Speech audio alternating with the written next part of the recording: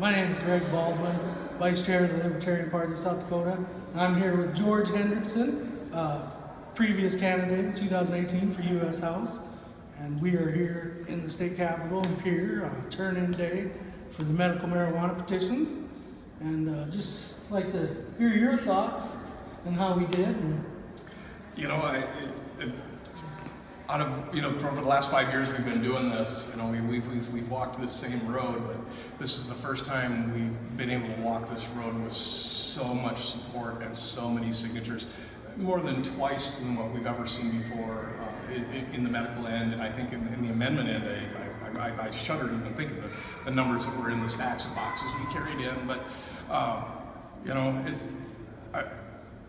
the hopeful feeling that this is the last time we're going to have to fight this fight for our children is a good feeling.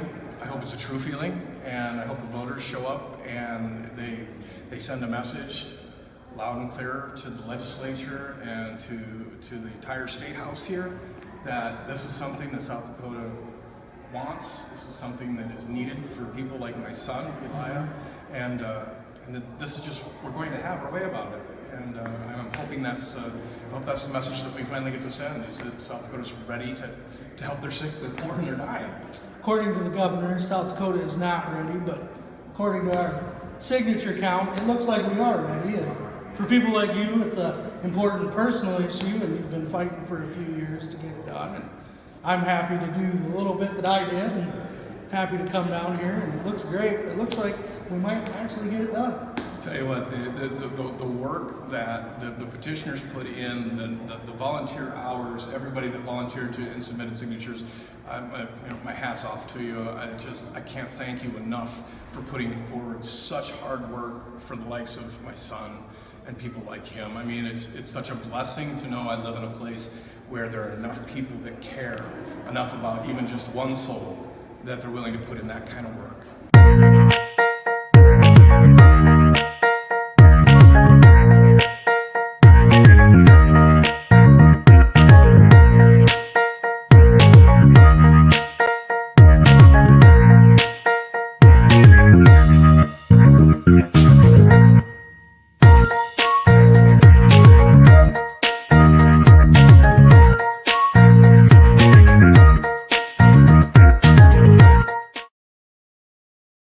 Welcome to Hedgehog Watchdog. I'm Devin Saxon, joined by Greg Baldwin. We're the meme team behind the Libertarian Party of South Dakota and South Dakotans Against Prohibition. Today's episode is brought to you by Pink Coin. You can check them out at pinkcoin.com. Today's guest, Libertarian Party's 2018 U.S. House candidate, medical cannabis advocate, probably a big reason why the medical ballot got to 70%. George Hendrickson, welcome. Thank you for joining us today. Thank you. It's a pleasure to be here. Thank you very much. I appreciate the opportunity to join you guys. If I would have known you were going to show such great video footage of me beforehand, I wouldn't have been out working probably, and I would have dressed more of the part. But boy, those are some fond memories. Yeah. So, yeah, that was pretty cool. Oh yeah, go for it, Greg. That was pretty cool going to Pierre and turning those signatures in. I'll start off with one question because I was just gonna say, what was your feeling on November 4th? Because that happened actually in 2019, really, that turn-in day. Yeah. So then it was almost a year. It was like a year later when we actually voted on it. What was your thoughts, opinions when it came to election night and we won? We won big. Yeah, and we had a good feeling that the medical cannabis side was going to come in very strong. There really wasn't a doubt about that. When we looked at the total vote numbers, looking at the entire election, from how many people voted for the president and then for Rounds and for Dusty and for the recreational amendment and then the medical the medical initiated measure. It was interesting to see how the votes broke down because, in South Dakota, and I'll use these numbers loosely, but for that election cycle, I think we had about 300,000 registered Republicans voting in that election, and we had maybe 100 to 150,000 registered Democrats, something like that. And of course, the independents are mixed in there because I don't know how they fared in how that pulled out along with libertarians. But in that mix, we saw that 78%. When you looked at the vote totals, that was, almost, you were nearing the 300,000 mark for total votes. And so quite literally what that should tell, my constituents at the legislature on the conservative side of the aisle, that even if every single Democrat voted for it, that still meant 100,000 Republicans had to have voted for it to get to that 78%, or conservatives, or whatever jargon you want to use, because we know that there's independents mixed in there that are conservative minded and some liberal minded, and we also have libertarians of the same nature. And so blending that all together, it still means that of the two major mentalities, at least a good 100,000 of them had to be in support of that, which has to speak clearly to them in an election time. I just, to me, it's to see them still poking the bear a little bit when 78% of their constituency has said, "Hey, this thing's got to happen." Sometimes it's kind of a palm head thing. It's just like, how do you get there? Kind of like, I strongly believe that there were just thousands of people advocating for medical cannabis over the years. That when I joined in, 6 years or 7 years ago, probably 6 years ago, I met the core group at the time, and I've watched that core group grow and grow well beyond people I know anymore, and become a whole, another thing. And so there were thousands of people out there advocating and working to try and make medical something viable in this state, and then along comes little Mr. Elia, who, every legislative session he kept telling me, "Hey, Dad, it's time to go now. I've got my coat on." So, he would drag me up to Pier and make me sit in those committee hearings so that he could stare down everybody, and make sure that his presence was known. So, a lot of those people in the Health and Human Services Committee grew up watching Eli over those crucial 3 to 4 years. And, and so I think between all the thousands of advocates and the part that this little guy has played and in bringing awareness to how this definitely affects children, because, I just don't think we'd ever have, I never would have had the motivation to be a part of it had I not had Eli in my world. And so I know there's got to be a factor to that, just like in the last portion of the election when we were running the ad, Eli did a commercial for it, and it was at a time when our elected governor was, doing her Not South Dakota Families campaign, not good for South Dakota families. And, Elia very pointedly showed everybody in the state a family that it is good for. And, and my heart breaks that kind of conversation had to be had. But,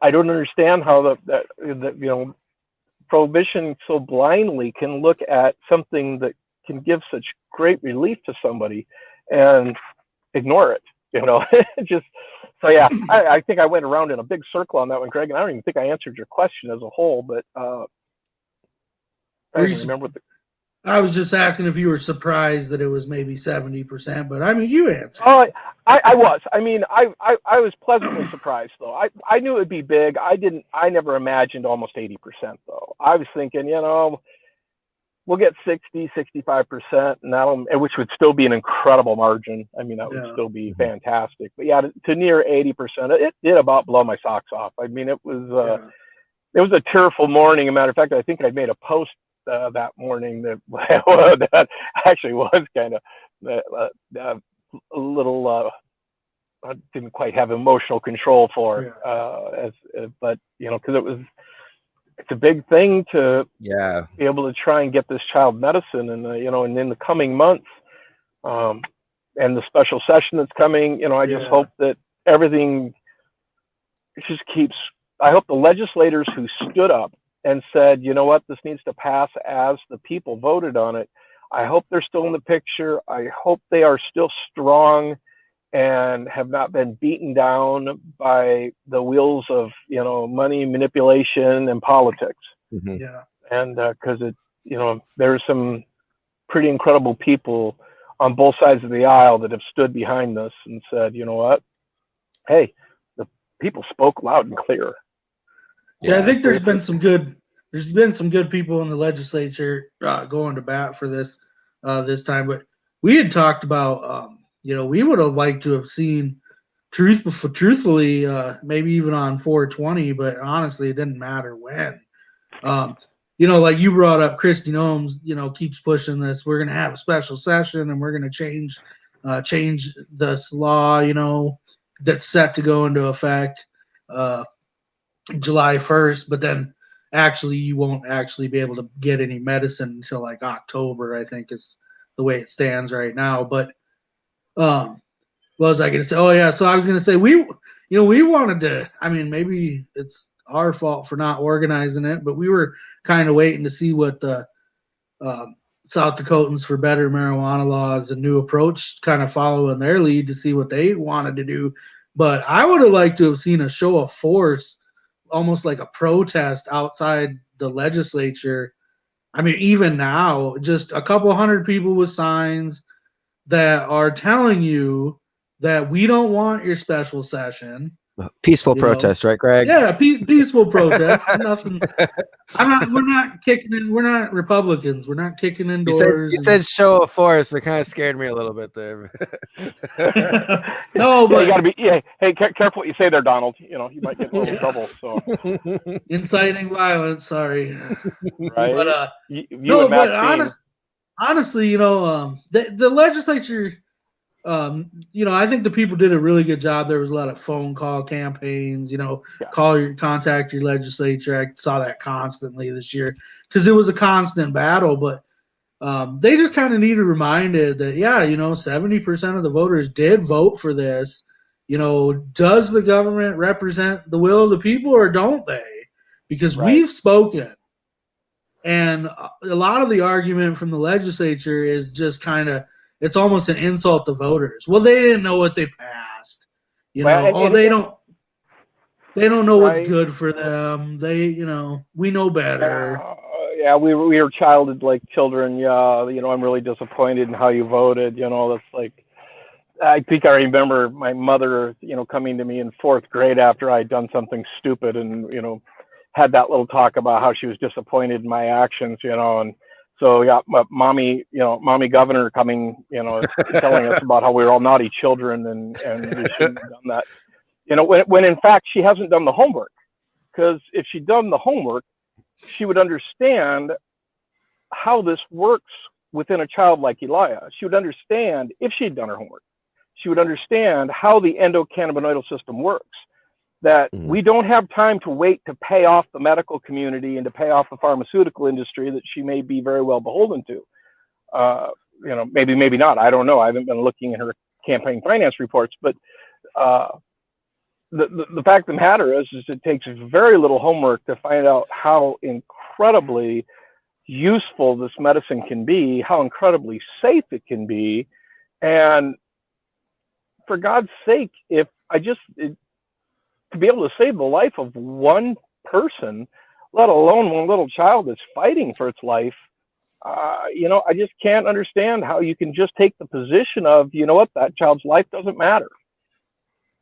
That child's life doesn't matter to me, and I just want to make sure that child cannot have medical cannabis, because I don't care if that child dies or not. And I just can't believe that would be the prevailing attitude with some of these people, but it is. Even though they won't say it out loud, that is the attitude.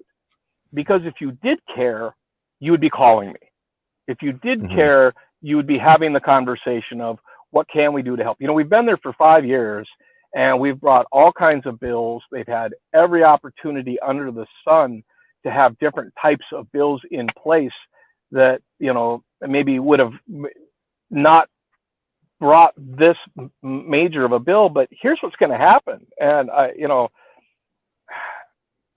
knowing the players involved that have made this a reality, I can tell you what, it will not surprise me that if they mess with the initiated measure and they do something really stupid, like regulate it to people 21 years of age and older, which would completely defeat the purpose of why we did this, because medical cannabis is mainly for pediatric patients. That's why the whole process, the whole program is in place is for pediatrics.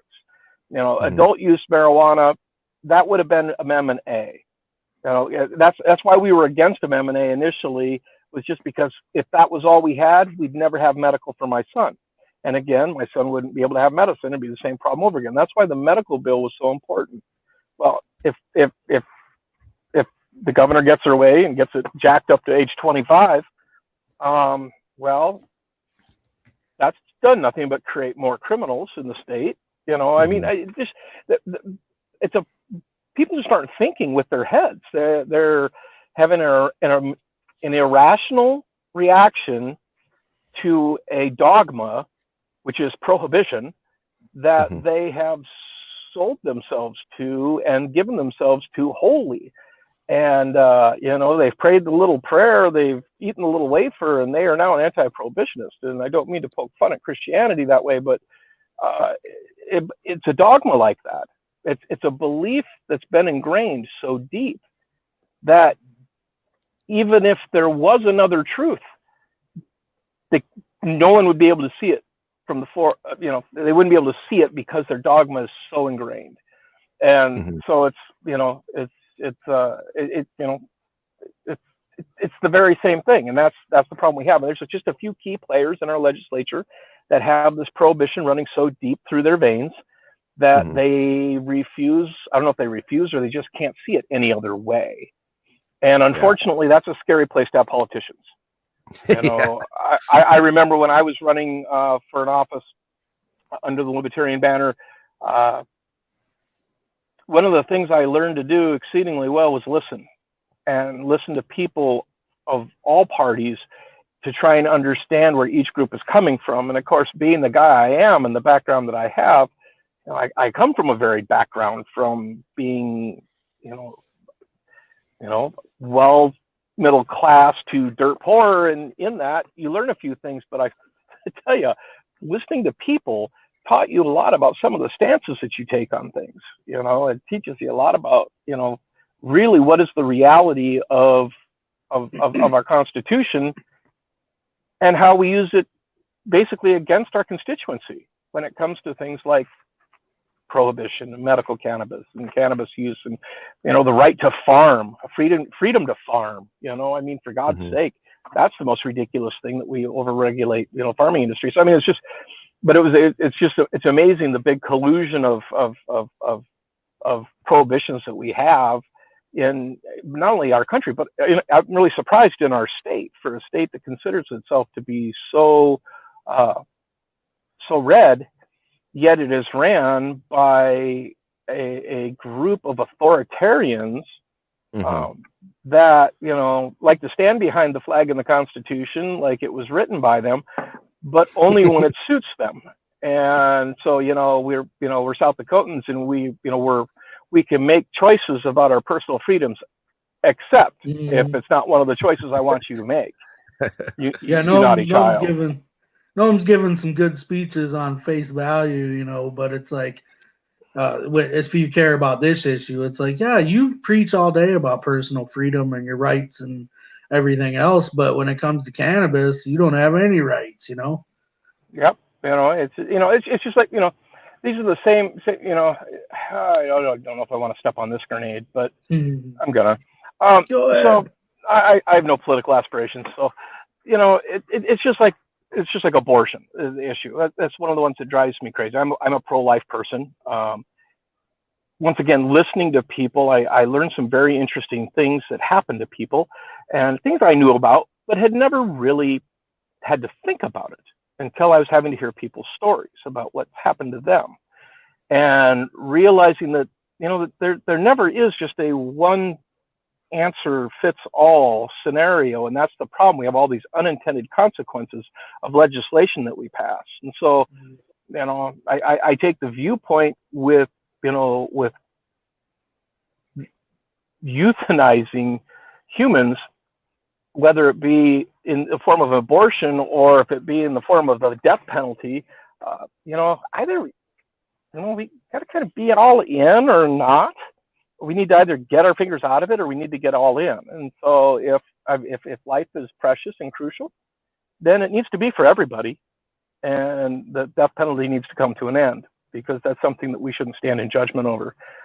It doesn't cost that much to keep somebody alive the rest of their life in prison. Yeah, I've heard some of the numbers, and to put them to death just because they get 10 years worth of appeals processes, and so you got 10 years worth of lawyers and court cases. It's like millions of dollars, I've heard, in some cases. Yeah, I mean, we could just make prison, we could just make it more miserable if we really want to punish people. I mean, but the point is that I can't feel we have it both ways.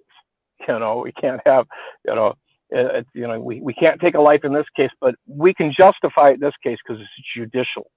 We're judicially taking life. Yeah, whatever. Really, if your faith is what it is, and you're wearing it on your sleeve, and you're out there marching on a sidewalk, then I think you need to stand with me, where all life is precious, and maybe that's what we need to fight for, is all life. And then we need to have some exceptions in there too, because there's some times where standing on all life, we're probably going to lose 2 instead of 1, and we got to figure out how to work around that. We got to figure out how to help those people, because those are the people that are in danger. Those are the people that need our help. Those are the people that need an exception, And so there's a huge conversation that has to be had about these things that's just not being had, because nobody wants to have it honestly. Same with cannabis. They won't pick up the phone and make the call, and they certainly won't answer my phone calls. So, but there has to be an honest conversation about it. And I've been willing to have it since day one. I'm even within my own party, there were only a handful of people that were willing to listen honestly and then vote honestly with it. And I cherish those people. Some are still in office, some aren't. But I look forward to the day that maybe we have more honest people like that in our legislature that, really want to do what's best for people rather than, what their internal clockwork tells them that they should do because they're in charge now because they got elected. I mean, it seems like elected officials forget that they actually work for the people that voted for them. We didn't vote for them because we wanted them to be our leader. It was quite the opposite. We voted for them because we thought they would represent our wishes in our state government.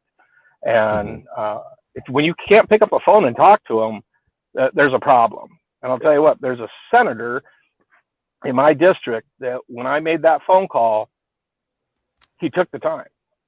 He listened to me. He took a lot of time and he listened to me. And he knew my story even before I had called because he had an association. He already had met people in that world. And that what senator was it? What are you, District 12? Yeah, so this would have been Senator Curd. And he was exceedingly compassionate about what was going on. He had already been, doing his own research on it to see what it was about. I mean, he didn't come along overnight. Luckily, there was somebody else who'd been working on him for a decade before, and somebody close to him, and that helped. And that was why I think he had so much compassion, and he promised he wouldn't abandon my son. And by God, he didn't. Right up through this last legislative session, he kept his word.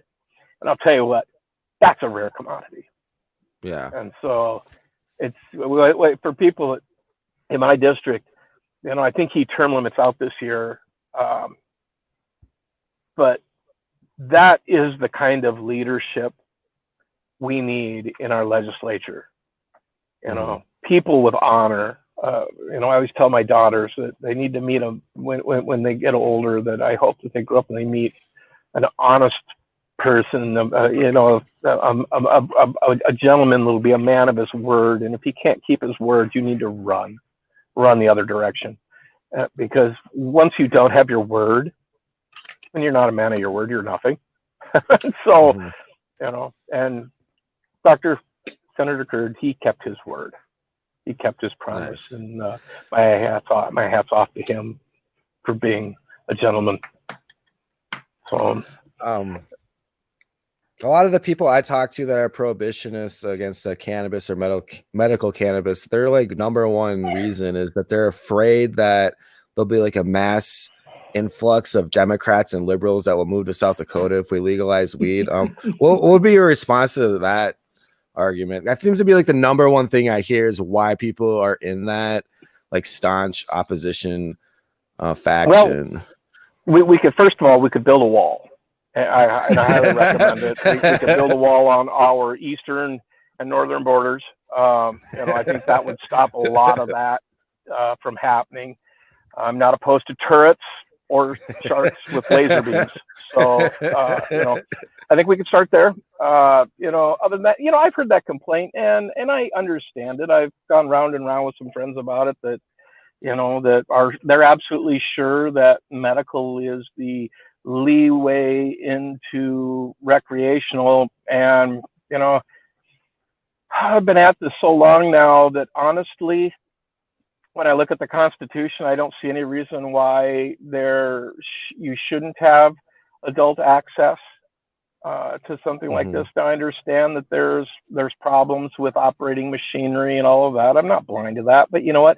Because of the prohibition, we have no scientific studies to show what nanograms of THC have to be in a person's system for them to actively be intoxicated by the substance. So because we've never done that before, we're starting on a very backwards curve. So the first study I think that really our governor should be focusing on, rather than limiting my son's ability to live, maybe is get her buddies over there at the Sanford Research Center or over at Avera or whoever to start doing some studies on intoxication levels of THC and see let's start building that database of, when does the HGN start, when consuming cannabis, and how, because I'm certified in HGN. I give you a field sobriety test and pretty well tell if you're intoxicated or not, whether it's cannabis or not. HGN will be present. And so, there is that, but I understand you got machinery involved and things like that. How do we develop tests for that? Well, one, we got to probably trust our employees. We got to hire good quality employees. If an employee wants to partake on the weekend, there does need to be a way to tell if he gets in an accident with a company vehicle, if there's, an intoxication level or not. We have squandered the ability to have that research done. If you've got, 1,500 nanograms of THC in your system, I'm guessing you're probably stoned. Now, that being said, I'm not a scientist. I'm not a research scientist. I'm not a doctor. I don't even play one on TV. And, but I can tell you what, that from my past experiences, that's a lot of THC. That's typically somebody who's smoking it every day, a couple times a day, I think. So if you did that on Friday or Saturday, if you have, where does that drop off? Does it drop off at 200 nanograms of THC? Because we know it's going to stay in the fat of your blood, and so it's not intoxicating you anymore, but it's still in the system. So what's the half-life? What's the die-off? We've lost the ability to do the research on that because of the DEA and the prohibition against it. I think that's a great place for a government that wants to better its community. I think that's a great place for them to start, is at the university level, and give a grant for university research to come up with safe limits. If we got to have it limited, I guess we should have safe limits, and we should know what they are instead of just letting somebody make it up arbitrarily. Because unfortunately, that's what happens, and that seems, that never works out. So, it just, there's so many other things we could be doing other than squabbling over age limit and how many plants you get to grow. They still haven't figured out that the plant count has everything to do with safety and not anything to do with how much, marijuana you get. Well, and if you were strictly growing like a CBD crop or something like that, it wouldn't matter if you had 1 plant or 25 plants.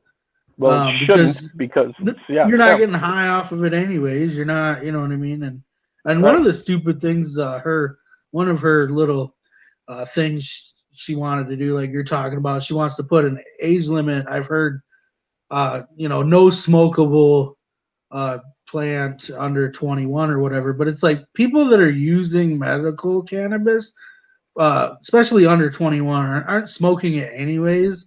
No. So you're just making this rule, playing to your own fears. We can't have. Here's where the irrational part of this is, Greg, is that she already is telling our entire medical community that she doesn't trust them. She's telling every doctor in the state, I don't trust you. I think you're a drug dealer. And I mean, that's literally what she's saying, because it's going to be up to the doctors to determine what kind of plant count, or that type of thing. It's going to be left up to the patient and their doctor, for the doctor to make that final determination. And so didn't the Bar Association or something try to come out and, like, in South Dakota, and say that you would actually be in violation? Yeah. Well, because they don't understand what the federal. They're like, because marijuana is illegal federally, that we don't recommend any lawyers in South Dakota representing a dispensary or anything like that. Yeah, acting like they could be disbarred or something. Yeah, they were just trying to scare the medical community, and it worked. I got a call from quite a few doctors, actually. But and really, so the point is they aren't like prescriptions for controlled substances. There are many things that doctors prescribe that's not a prescription. It's a recommendation that a doctor makes, and that is literally what the doctor is making as a recommendation. And the recommendation is that the doctor is recommending to the state health board, or whatever the department is going to be in charge of the licensing for medical. The doctor is just stating to them that the doctor believes that there's a possibility that medical cannabis could help this person, and that the doctor believes that this person should be allowed access to said medical cannabis because it could help. It's just like the right to try law, except there's no phase 3 trials going on with medical cannabis right now. So, but it's literally just a recommendation. That's all the doctor's doing. So the doctor's not violating any law, just stating an opinion to the state regulatory division that, in my son's case, it would be these 2 doctors agree that it could be beneficial for the health and safety of my son and his life.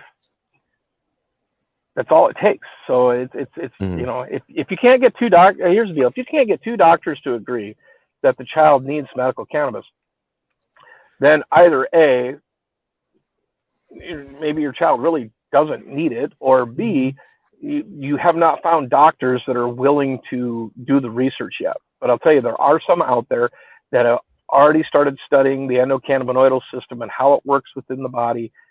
I a number of years ago, 3, 4 years ago, 4 or 5 years ago, maybe even, I was at the South Dakota Medical Association's Leadership Council meeting, and it was one of the heads of Sanford that brought up that, that they were looking into the endocannabinoidal system, and that she was admitting to the panel that they're going to have to start doing their homework, because what it can do is vast and powerful.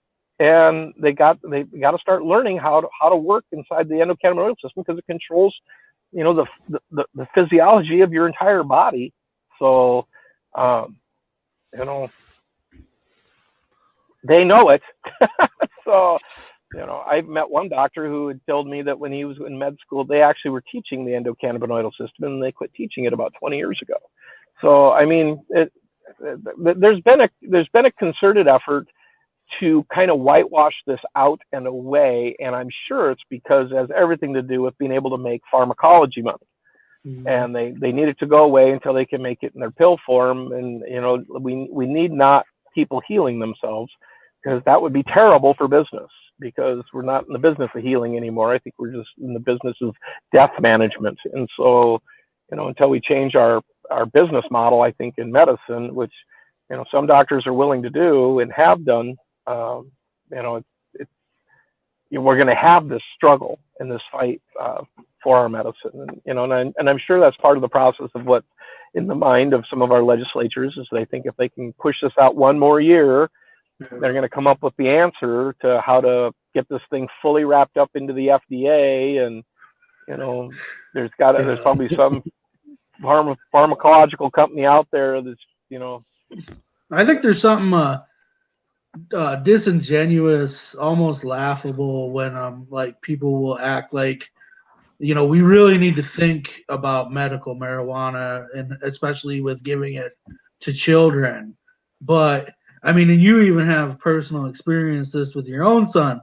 What drugs won't they give to a freaking child? They'll give amphetamines, they'll give opioids, they'll give, and marijuana, whether you want to believe it or not, this is a fact. It's one of the most harmless drugs that there really is. I mean, there are side effects, sure, but they're not anything like these pharmaceutical drugs, and they give those, and they have no hesitation. I don't remember congressional hearings on when we started giving opioids to kids. You know what I mean? I don't. Right. Or amphetamines to kids. Yeah, there was no massive opposition to that. I mean, they just kind of did it. They trusted the doctor to make the decision between you, the patient, and the parents. And now it's when it comes to cannabis, we can't trust that. Well, and it probably wasn't the doctors. It was probably just the pharmaceutical lobby. The pharmaceutical companies just said, we haven't made our 15.4 billion we were projecting for this year. So I think we need to lower the age group down to 7 now for methamphetamine and for opioids. So for heroin, medical heroin. So let's do that. Call up our legislator there in South Dakota and see if they can push that one through. And that's how that works. I don't think it really has anything to do with our doctors. I think our doctors are very genuine in their practice of wanting to give care, even though they got them with the opioid thing. I mean, they were able to throw the Hippocratic Oath right out the window with their the dubious crisis of opioids.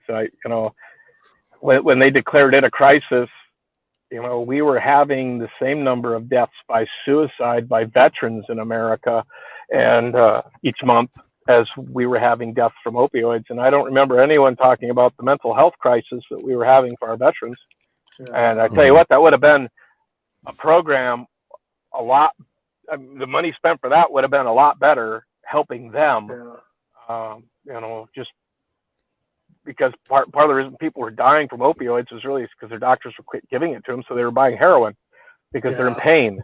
You can't take a pain patient and give them nothing. I mean, that was the whole Hippocratic Oath, was to do no harm and to regulate pain. I mean, well, you mentioned it earlier. It's this one size fits all regulatory nonsense that it's like a legislature comes up with these restrictions and these rules, and they don't realize that impacts real people. Like you said, real people need those medicines, and you just restricted their access. Right. Well, I mean, and here's another example of unintended consequence. And of course, hard to see this because nobody has a crystal ball to look into the future. But these are the types of things we have to consider when we limit the citizenry to anything. When we put limitations on our freedoms, when our legislature passing laws, that's what they're doing, is they're putting limitations on our freedoms every time they do it. And they need to have a broader worldview of how this works. So my example would be in South Dakota, we have what's called a concentrated oils law. And it was mainly instituted because we charge cannabis violations by the weight of the cannabis. So if you're caught with a gram versus an ounce versus 2 ounces, and so that the more weight volume you have, the bigger felony you've committed, from misdemeanor all the way up through felony. But then hashish came on the scene, and hash oil came on the scene, and they were like, well, that doesn't weigh anything, and it's super powerful, so we need a new law to put people in prison for this. And so that's where they came up with concentrated oils. the way the legislation reads is any concentrated oil or any oil concentrate made from a marijuana plant falls under this felony. Now, they even went a step further because they don't trust judges either in our state. Our legislature doesn't. So they put a mandatory minimum sentence on it, because don't give judges the authority to, look at a situation and make a judgment. Yeah. We should quit calling them judges in this case. We should just call them secretaries. And because really any secretary can do that, as long as the legislature is going to determine what the violation is going to be, and not give parameters to it. Well, then, we can save a lot of money in election time by not having judges, I guess. It would be a tragedy, but it's a tragedy the way our legislature does this. So 10 years is your felony, right? And so mandatory 10-year sentence. So here's what was happening. We finally got the legislature straightened out where CBD oil was now no longer illegal in our state. We had to have the language changed and have the schedule changed, and they removed CBD from the definition of marijuana. So here's the problem, is that South Dakota doesn't understand the difference between hemp and marijuana. They don't understand 0.3% of THC is what is present in a hemp plant. Anything more than that, federally, is considered marijuana. So that's kind of the gold standard. Every state's used it except this one. This one believes that any amount of THC makes it marijuana. So if you have a CBD oil that has less than 0.3% of THC because it was processed from hemp, and they tested your CBD oil that you legally bought from the freaking gas station here in Sioux Falls, then I had a they question could literally about that later too. Yeah, they could literally charge you, and some people did get charged with violating the concentrated oils law. These people, there was one person was passing through the state, I remember a while back, and I don't know how the case turned out, but she was literally looking at 15-year prison term for something that had nearly no THC, was considered a hemp product, was not a marijuana product, it was a hemp product. And so I like to call it ignorance running amok. And that's kind of what happens in our legal system. We have ignorance that runs amok. Now, when we changed that definition, the good news is there were a handful of state's attorneys across the state that read it and said, "Hey, no, wait a minute.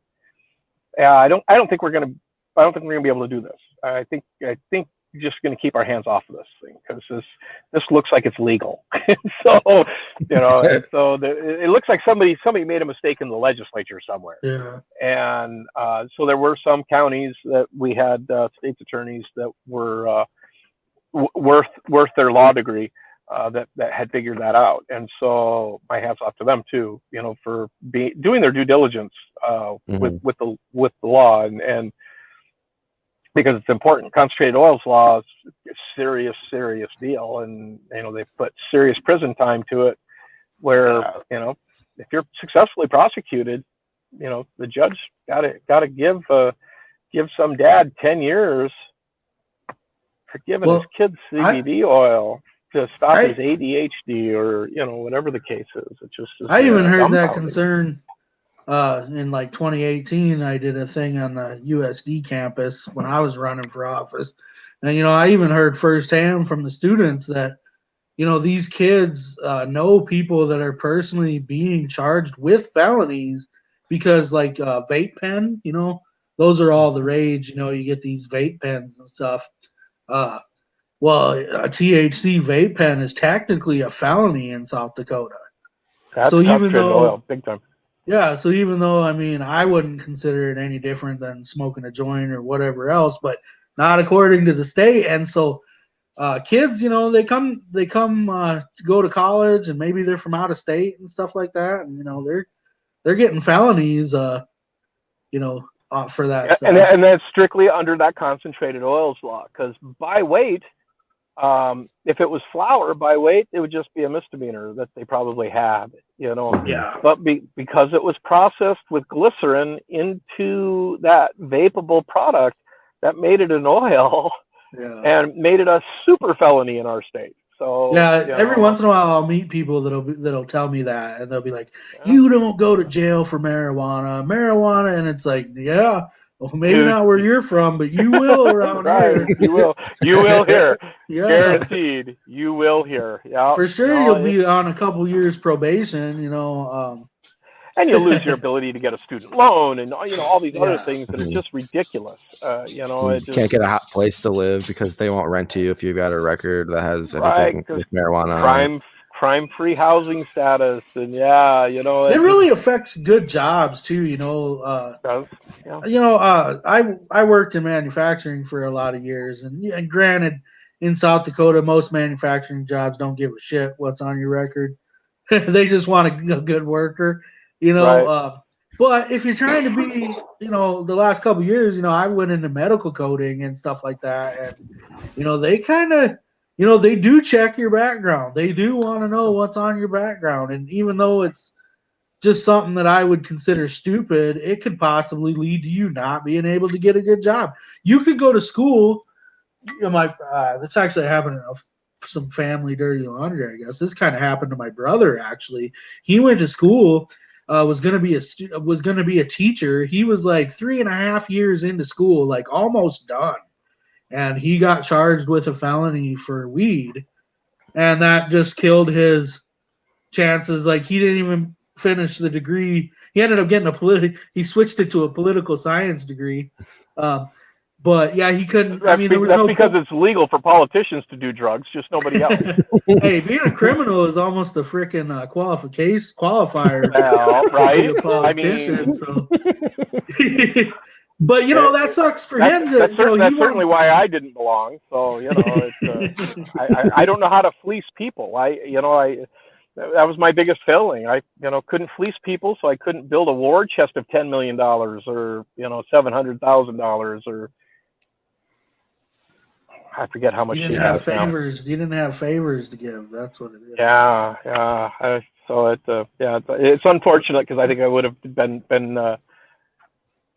been a good, honest representation of what South Dakota is, and not what a platform is, and not what just what the everyday work in South Dakota is. Because by far and large, we're mostly people that are very conservative when it comes to our government. We want our government to be responsible and fiscally responsible. But on the other hand, we're very compassionate people, and we want to help people. We want to help our neighbors. We want to help those that struggle. We don't have a hardened heart in the state, and it's too bad that I'm starting to see some of that develop up here, with so much bullying that went on online in the last year, shaming and bullying. It was really sad to see, and I feel really bad that was going on. But I think the intention was in the right place. I just think people forgot some of their childhood manners that they were taught, and forgot how to talk to people like they're humans and respectfully. You think that because of Trump, like, it just gave people more balls to be dicks, I guess? Yeah, you know what? The thing was, it wasn't the Trump people I was hearing do it. And so the Trump supporters, the ones that I know anyway, I'm sure there are plenty of loud, dickish Trump supporters out there too. But most, I'm still seeing people shaming Trump supporters left and right, which I find ridiculous that we would do that to people just because of who they politically supported. For everybody that voted for Joe Biden, good for you. We're going to get what you got coming to us, and it's coming full steam, and you're going to bankrupt our country. But I'm not calling you the names that you would call me, even though it's obvious that he's a Marxist dictator. But whatever. I guess what I was getting at with the whole Trump crap is that he was a kind of a loudmouth. A lot of people appreciated. He said whatever he wanted, which is kind of fine. But for a president, I want somebody that's got a little bit more reserve and dignity, a little more dignified. And you look at like Kristi Noem right now, and like all of her public tweets, are just kind of like poking the bear, just like Trump. Call me when you're an American. Going on doing here's what some of that is, and what I think she's trying to emulate. But here's what happened. Here's why I think Trump came into the popular void that he did. Just coming out of the Obama era, there was a huge portion of the country that felt so disenfranchised because of just getting railroaded multiple times by policies that were horrible. The immigration policy was horrible. The amount of children that were put in cages by the previous administration was unparalleled by any administration prior to it. Well, apparently Biden has more kids in cages now. Well, yeah, until now, but yeah, because hold my beer, Biden. So and so there was that. Then the Obamacare thing. There was a huge section of the population that didn't trust that idea. It was to say that we have to vote on something before we read it. We have to vote on it to know what's in it. Yeah, to me, is 100% horse shit. And that was just another thing that was ramrodded down our throats as Americans. Now they're ramrodding, they're going to ramrod everything they can. They're talking about ending a filibuster and packing the court and all this shit. And what they're going to do is they're going to give birth to another Donald Trump, because here's what people liked about Donald Trump. The people that like him, this is what they like. One is that Republicans and conservatives have always had this problem. They let the Democrats brainwash them into believing that conservatives want a surgical approach to politics. They want you to trim the fat, but they want you to trim it with a scalpel. They don't want you to hack and slash. And really what the Republican Party wanted at this point in time was a blunt instrument. They wanted a hammer, not a scalpel. And that's what Donald Trump was. He was a hammer, nothing short of a hammer. He came in, he said it exactly as he felt it. Win, lose, or draw. A lot of things I wish he hadn't have said. A lot of things, mostly a lot of things I wish he hadn't have said. But his actions ultralistically worked. I mean, his policy in immigration, it worked. His policy with businesses worked. Why did fuel go up immediately when Biden became in office? Because there was not a single person in the oil industry that was scared to death of the guy in the Oval Office. Because they knew what happened to every other company that was building a manufacturing facility in Mexico. They were told, come back or else. And they all came back. And we had manufacturing jobs, and we had jobs galore. We had the highest, the lowest rate of unemployment for immigrants in our nation's history, and for Black African Americans and immigrant Americans. I mean, all the way across the spectrum.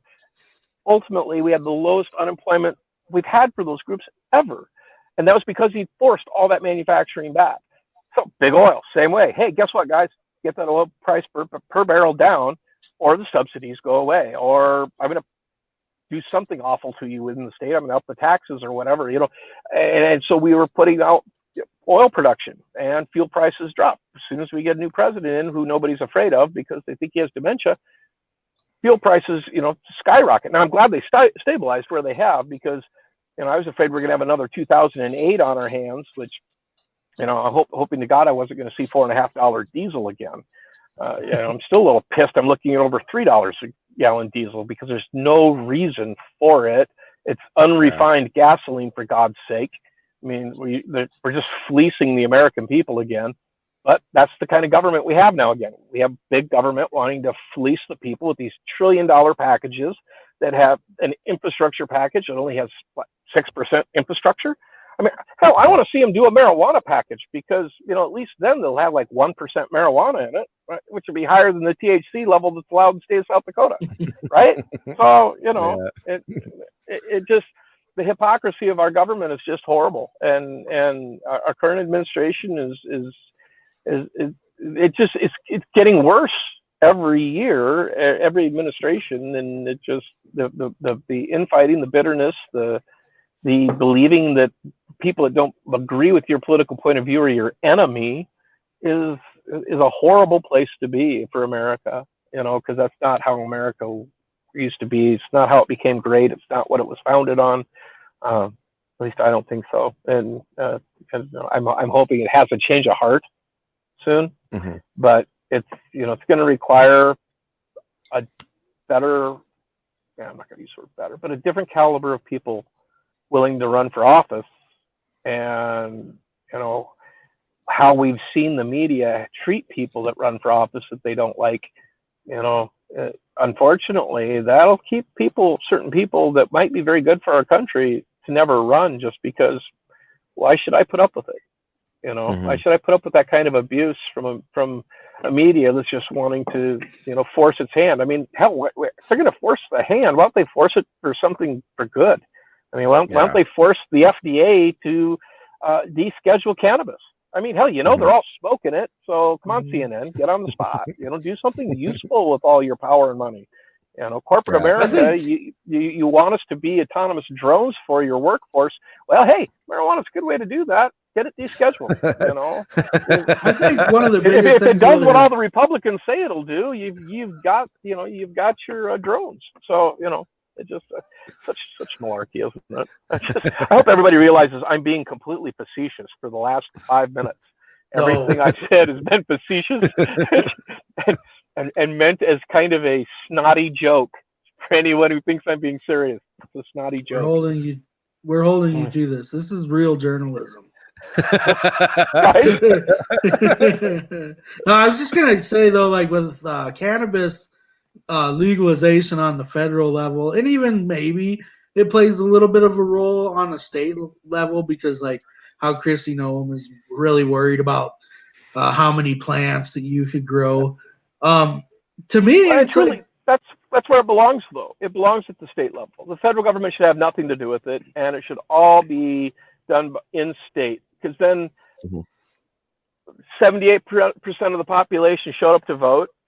If we have a governor who is not going to allow medical cannabis to survive, I have a feeling that 78% of the population will speak up again.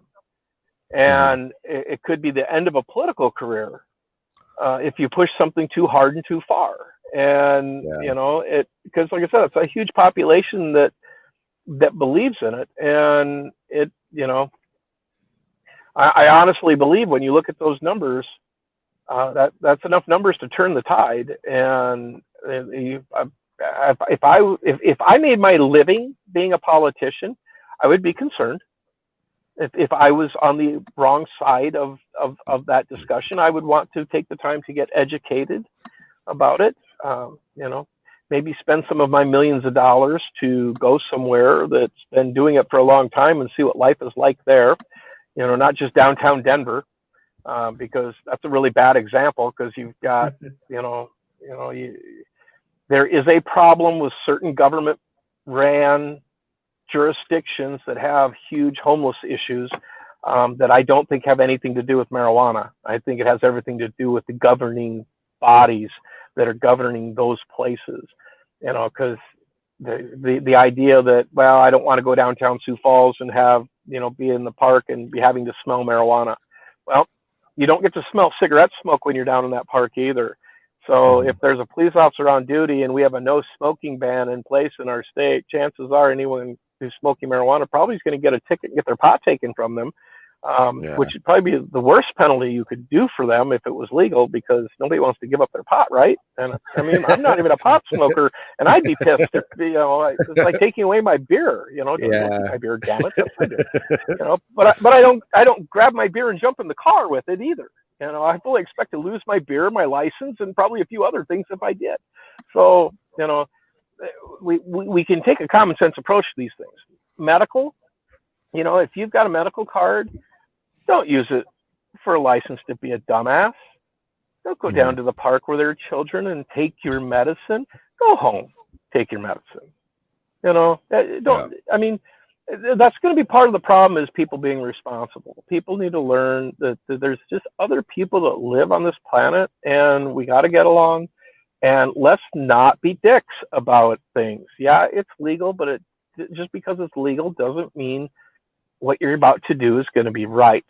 I personally, I don't really care for the smell of cigarette smoke. so I don't really like going in places where I have to sit and smell it. And I'm always amazed when I'm in like Iowa and somebody lights up a cigarette next to me in the park. Like, holy shit, they can smoke here.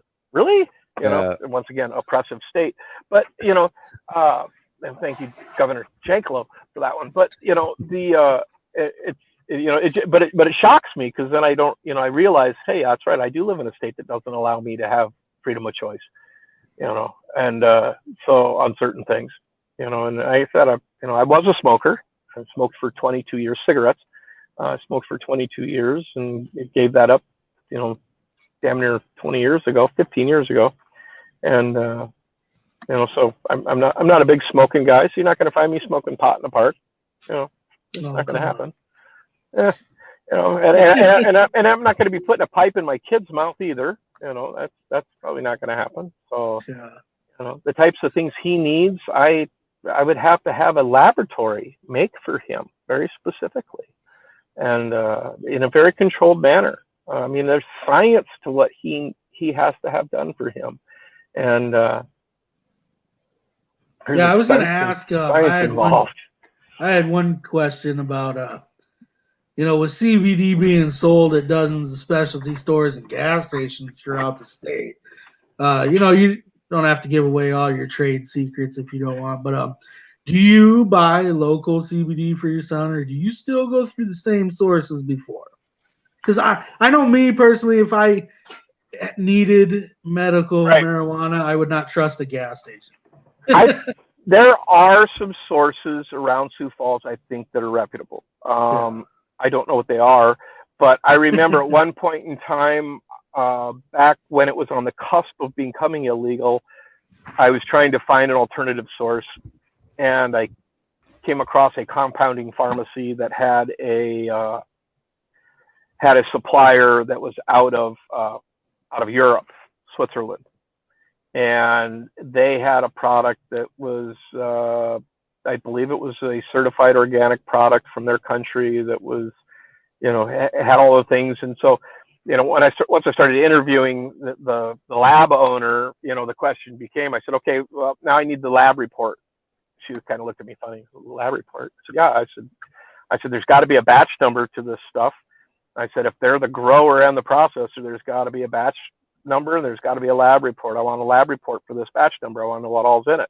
I want to know what concentrations of each cannabinoid are in it. Lo and behold, she thought I was crazy, but she contacted the company in Switzerland, and by God, she had a lab report for me. She was quite surprised, that there was a lab report for this. And I told her, yes, there always should be a lab report. If you are using CBD for medicine, especially if you're giving it to a child, you should have a lab report. If the person you're buying it from cannot supply you a batch number with a third-party lab report, it would be my recommendation that you, as a parent, think harder about that situation. There's a lot of white label stuff out there, which is just, they bought a truck of it from Kentucky and a truck of it from Canada and a truck of it from somewhere else, and who knows how it was grown, who grew it. It was all put together, squished into oil, and now here's your CBD, and it's for sale in the gas station or the grocery store or wherever. So there is that also. So you do, and then there's the stuff from China. So you have to be careful that of that process, because you just don't know if somebody thought it would be smart to put a herbicide on it or an insecticide, even though you probably shouldn't need either of those with hemp. But one thing about growers they're always trying to get more yield. So, there is that possibility. Now, where my son, when we were having to procure his, that source has remained a constant source. Legal federally, legal by our state standards. It's still shippable. I can have it mailed. So I mean, he's, as far as I know, I think he's still the only certified organic grow in the country. But when I moved to Colorado because of my son and got his medical license, and we stayed there to treat him, I went around to the grows. I wanted to see each grow. I wanted to see how they were growing it, what they were using. I wanted to see their lab. I wanted to see the cleanliness of their lab. I wanted to see if they were professional, if they were just a bunch of, stoned teenagers making oil in their basement.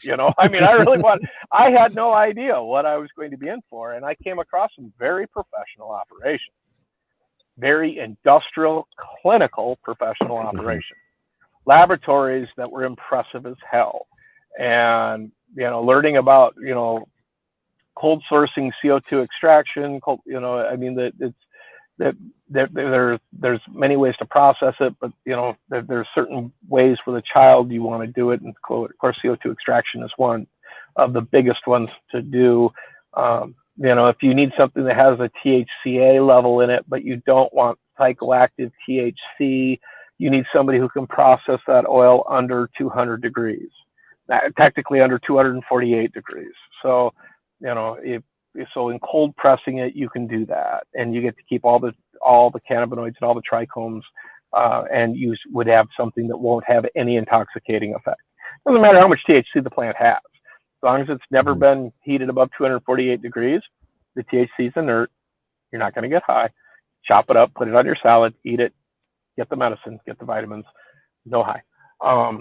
So, I mean, and that's something that our legislators don't know or understand, that they need to be educated on.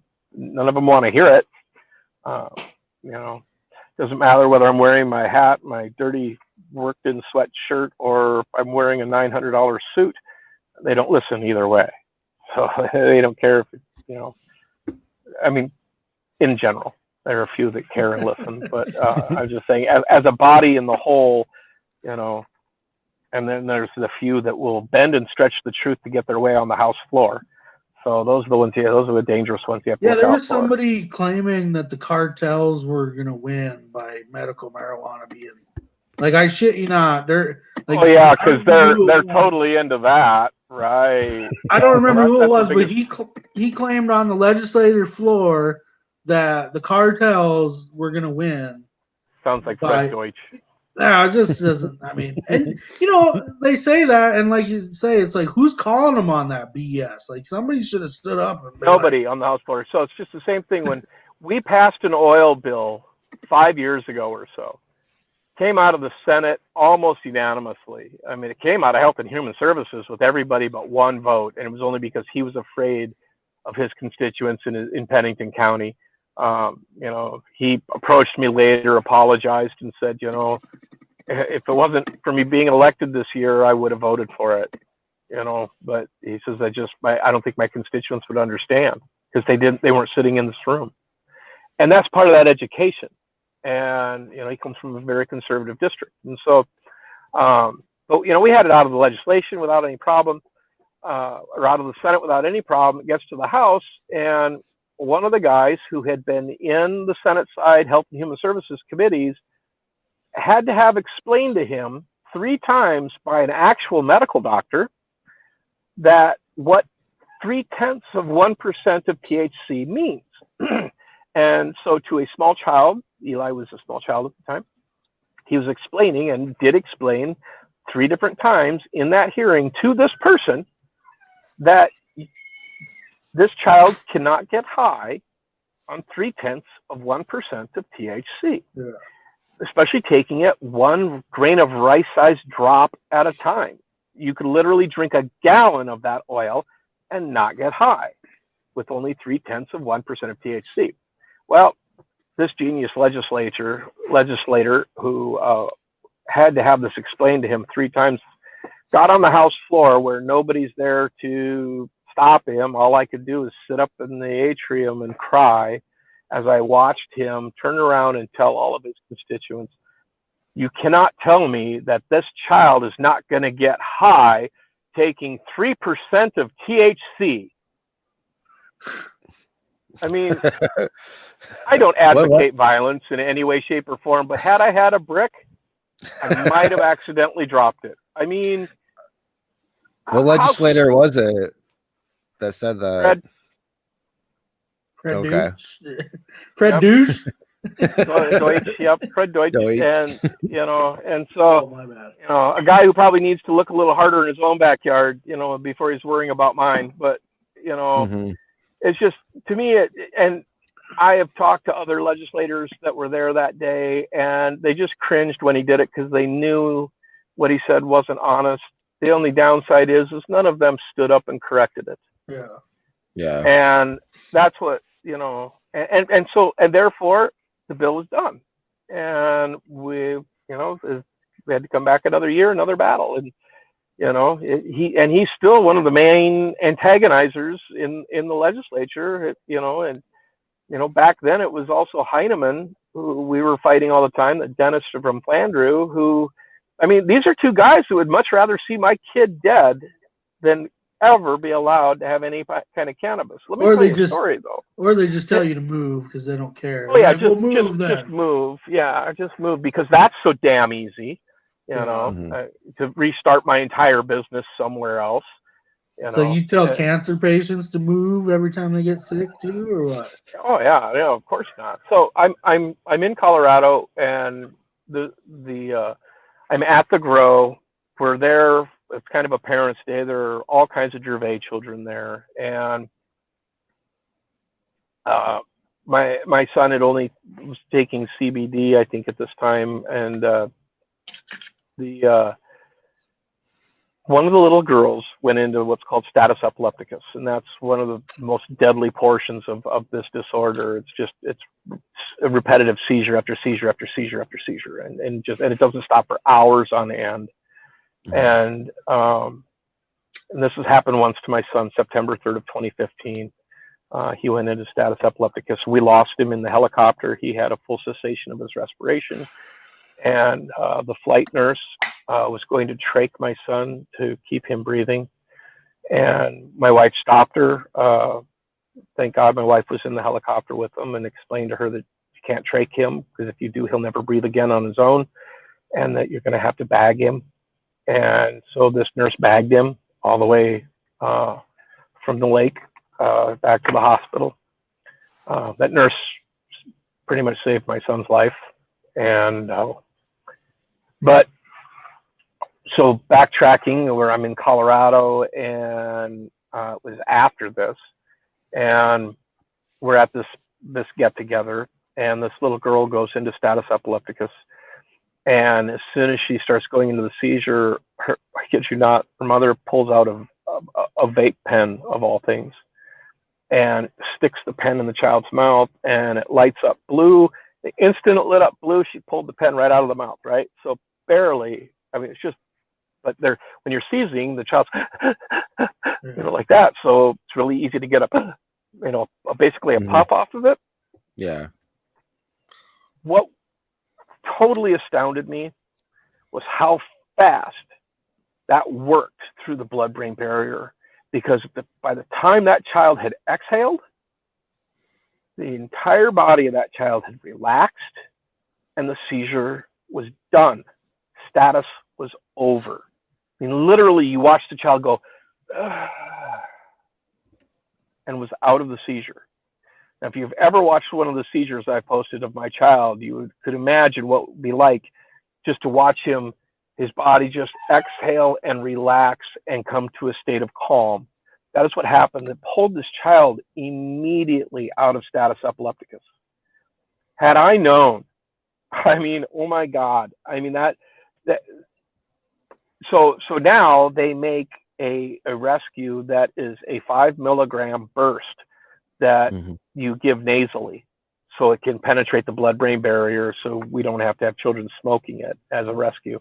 But I'd never seen anything like that, because I've watched status, and it's horrible watching a child helplessly just seize and seize and seize, and you just keep giving them diastat after diastat, which is benzodiazepine, and the child just keeps seizing and seizing. I mean, that's happened to my son. By the time they'd given him his 4th rescue kit, they had to switch to something else because they couldn't give him any more benzos, because they were going to kill him with the benzos, and that's what happened. And so he had a cessation of his respirators, not because of the seizures, because of the rescue. They overdosed him. Yeah, it's amazing how fast that works sometimes. Yeah, and to the emergency room doctor, I feel so sorry for him, because he was so out of his element. I mean, he had never seen something like that before. He didn't know what to do, and he was calling people, and he was just doing what they were telling him, and it's like he could not, I don't think he could have prayed hard enough for that helicopter to fucking get there, I mean, because there's nothing worse than having somebody's child's life dangling in your hands, and it's something you're not familiar with, luckily, my wife and I are, well educated in treating him, and so we were a help, and he had help on the phone, and and luckily all things worked out for Eli that day, but they almost didn't, so when we go through things like this, my son's been put in a drug-induced coma twice now to try and relieve the seizures. We just did it again here in Colorado a couple of months ago, and he almost didn't survive it. And sorry, man. God bless your family. I'm sorry to hear that. I hope they do well. Fish Baldwin says, someone in my family has epilepsy. Stop, George. You're making me cry. Yeah. And so no tears. No tears on the Watchdog. People who have to witness that, it's hard. You're literally watching somebody's life. You're watching the light just dim out of their eyes. I mean, it's horrible, and you don't have to have full-on Dravet syndrome to die from seizure death. SUDEP though is a real thing. Sudden seizure death, it happens all the time. And so to have something like this rescue it so quickly, it's just it's unparalleled. But so here's my pitch for the future, though. All right. So I don't know how long your podcast runs, but I got to meet a guy. 2 hours.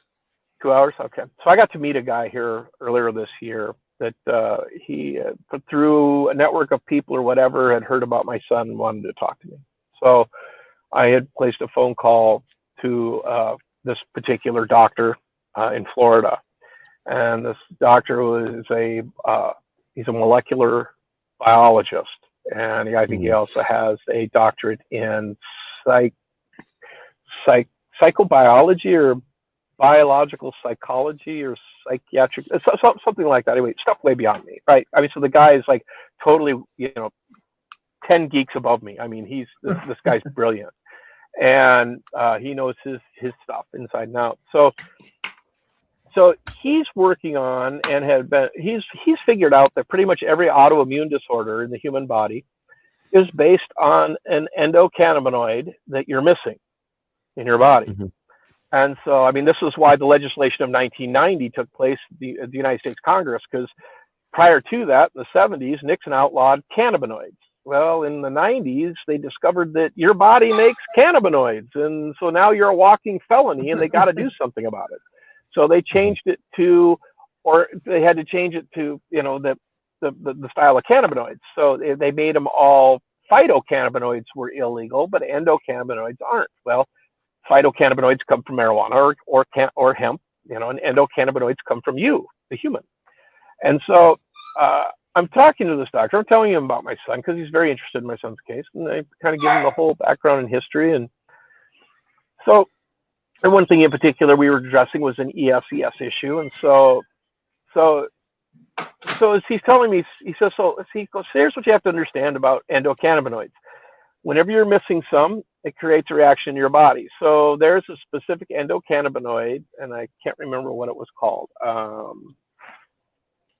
The story would be so much better if I could remember what it was called. Remabrand, I think is what it is. Or Remabrand, it was either Remabrand or Remabrand was the synthetic that they tried to make to combat it. But that is the cannabinoid that you're deficient in your body that keeps you from producing insulin. So it's not what produces the insulin, but it's the endocannabinoid that tells the thing that makes the insulin to make the insulin. And so with a third of the population is type 2 diabetics, or, that this is kind of a big deal. So if you can replace that endocannabinoid with the right amount of phytocannabinoid, you now have the signal being replaced to the thing that makes insulin.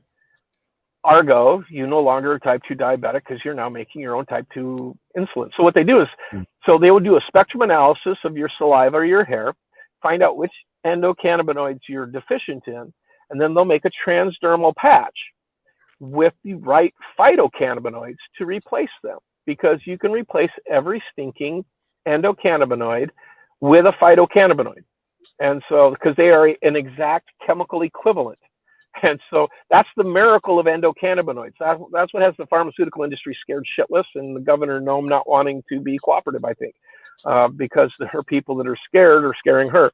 And so, so quite simply, to correct my son's ESES, he believes that because the ESES is not a genetic disorder, that it's a byproduct from something else. And so he believes that a slow release of CBN along with CBD and plus one other, a third cannabinoid, I can't remember what it is, he believes would stop the ESES procedure that we've had to have my son put in a coma twice over now. This is a game changer for medicinal cannabis, because and we're right now we're trying to find a way to bring him up here. We have to be able to establish a laboratory for him with spectral analysis, which is about a $300,000 to $500,000 piece of equipment. But then we can start doing research here in South Dakota, and Eli would get to be one of those test subjects right off the bat to see if we could fix what's wrong with him through spectral analysis and building the right type of patch for him. But if we can do that for him, we can do that for damn near everybody. And so literally we could change the face of the industry by people just submitting their saliva. Spectral analysis is done. They make the patch in the form of what they need, and you put the patch on. It's a slow release all day long. Nobody's high. Nobody's, running around, whacked out of their mind, smoking a joint, driving a Trans Am too fast, because that happens, right? And so, I've never met anybody who could swing at me very fast when I was a cop if they were high. If they were drunk, they could swing pretty damn fast, but not stoned. They were just going like, "Oh man, really? Yeah. You wouldn't do that to another human being, would you, man?" And of course, we're talking about the catheter from hell. So I might swing on you if you want a catheter, me. Yeah. So it's funny. You would think so, but really, all they would do is just give me the "oh man, you wouldn't do that to another human being, would you?" I'll never forget that kid, because we're standing in the doorway. I looked him straight in the eyes, the straightest face I could come up with, knowing that I really couldn't probably do that to another human being. I looked him straight in the eyes, and I said, "Well, you're damn right I would. I gave you an opportunity." And he just, "Fine."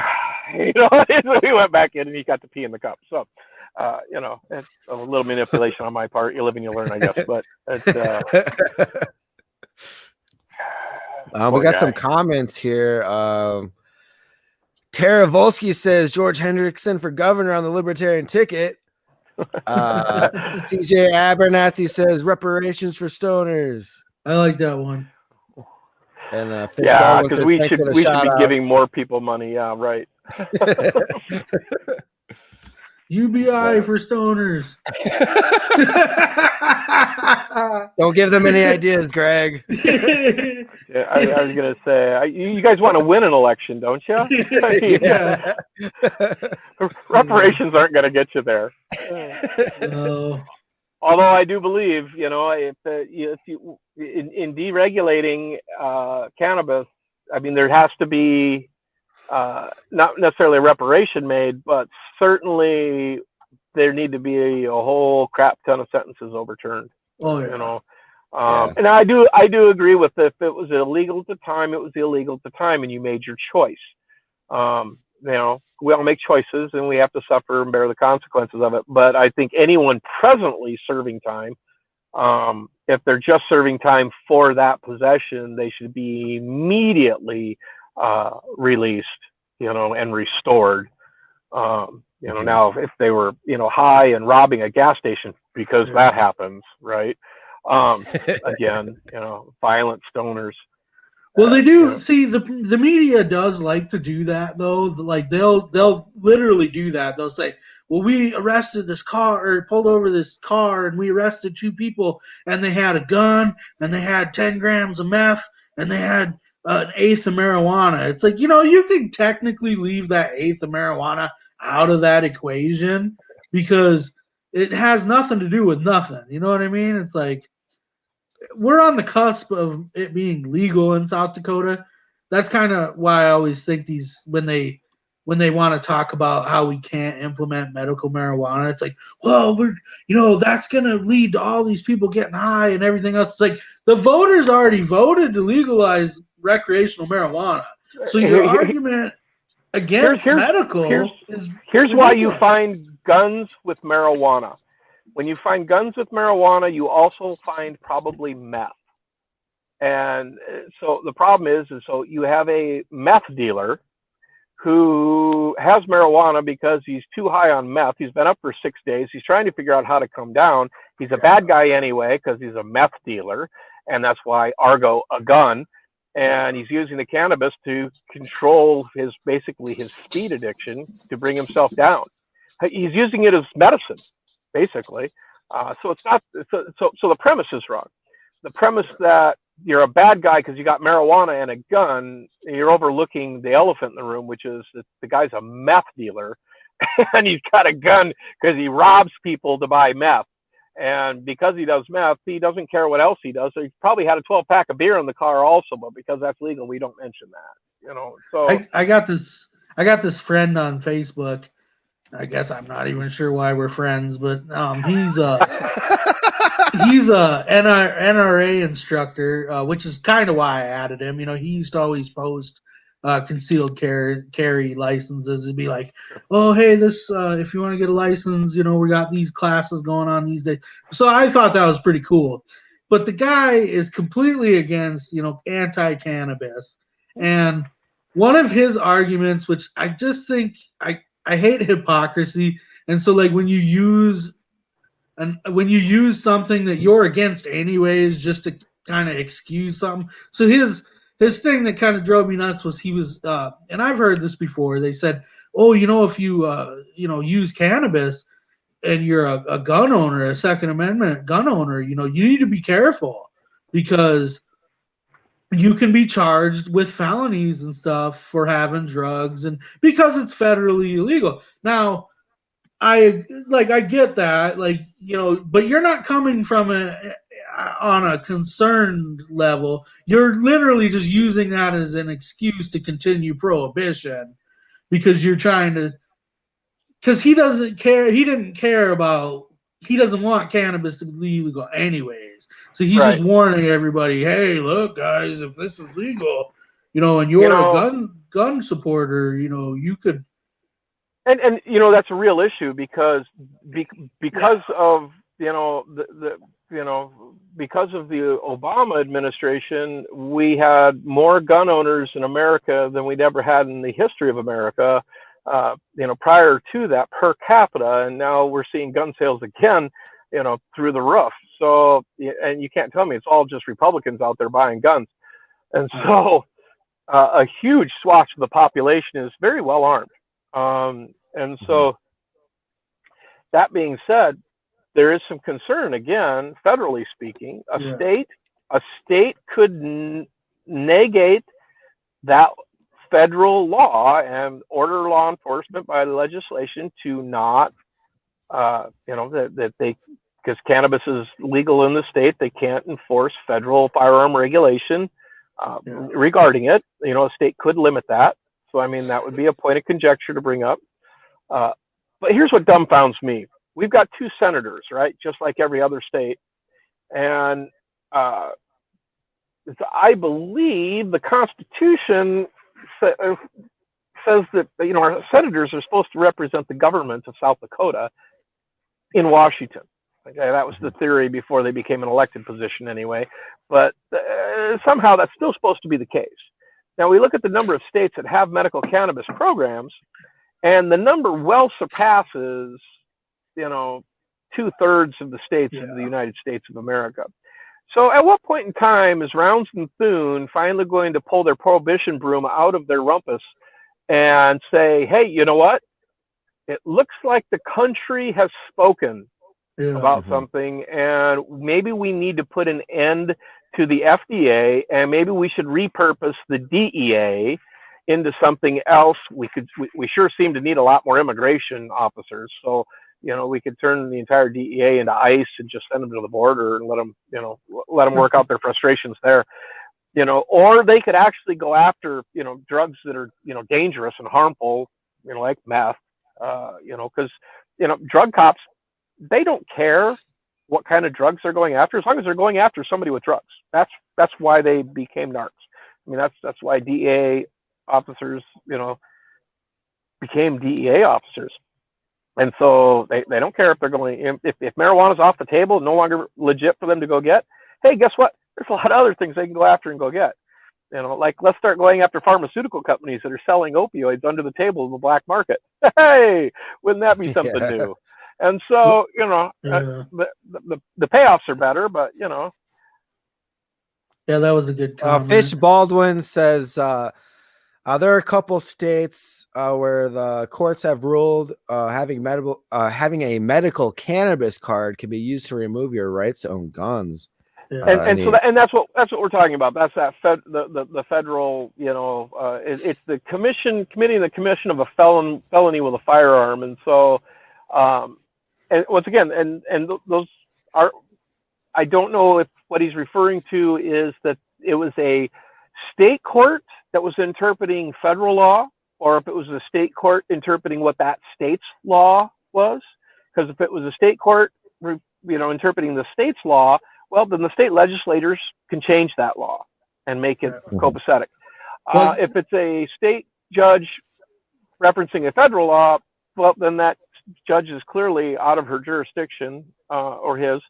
And then, if it's a federal judge in that circuit, which Hawaii, I think it'd be Ninth Circuit anyway. So, in Ninth Circuit, they swing both ways on everything. So, it just depends on which way the political winds are blowing. So, the fact remains that if the state wants to protect you with cannabis, they can also protect you with your firearm. Yeah. And so the state, you just need to demand it of your legislators. That was kind of my point about him, complaining that, well, you could, you could lose your right to own guns by, using this stuff, and it's just kind of like, okay, it's a real thing, yeah. Yeah, but that's all the more reason to push to get rid of that law. But that's not what you're trying to say. You're just using that as an excuse to keep the status quo. Yep. It's like, well, yeah, we should all, if we don't like the laws, we should all strive to change them. Yeah, but it's just like the people I know that have promised me that once medical cannabis is enacted, we will have homeless encampments living in downtown Sioux Falls smoking marijuana day and night with poop on the streets. It will happen within a year. I've been promised this will happen because that's how it happened in Colorado, and that's how it happened in San Francisco. And they're failing to recognize the socioeconomical issues of those places that's happening in, that it has very little to do with marijuana. Marijuana just became a side effect of it that finally gives them something to help their, self-medicate from the stress of being homeless, unwanted, unloved, and uncared about. So, if I was living on the streets with my children, that, I'd probably want a job, but, some people, I guess, do differently. So it's not for me to judge them. Yeah, Greg and I actually went cleaning the Sioux River in downtown Sioux Falls. And I mean, if we're talking about if weed was legal, there'd be weed everywhere downtown. Well, Greg and I went downtown to clean up the river. There's weed everywhere. Two heroin needles within the first 5 minutes of us going down there. And heroin's hella illegal.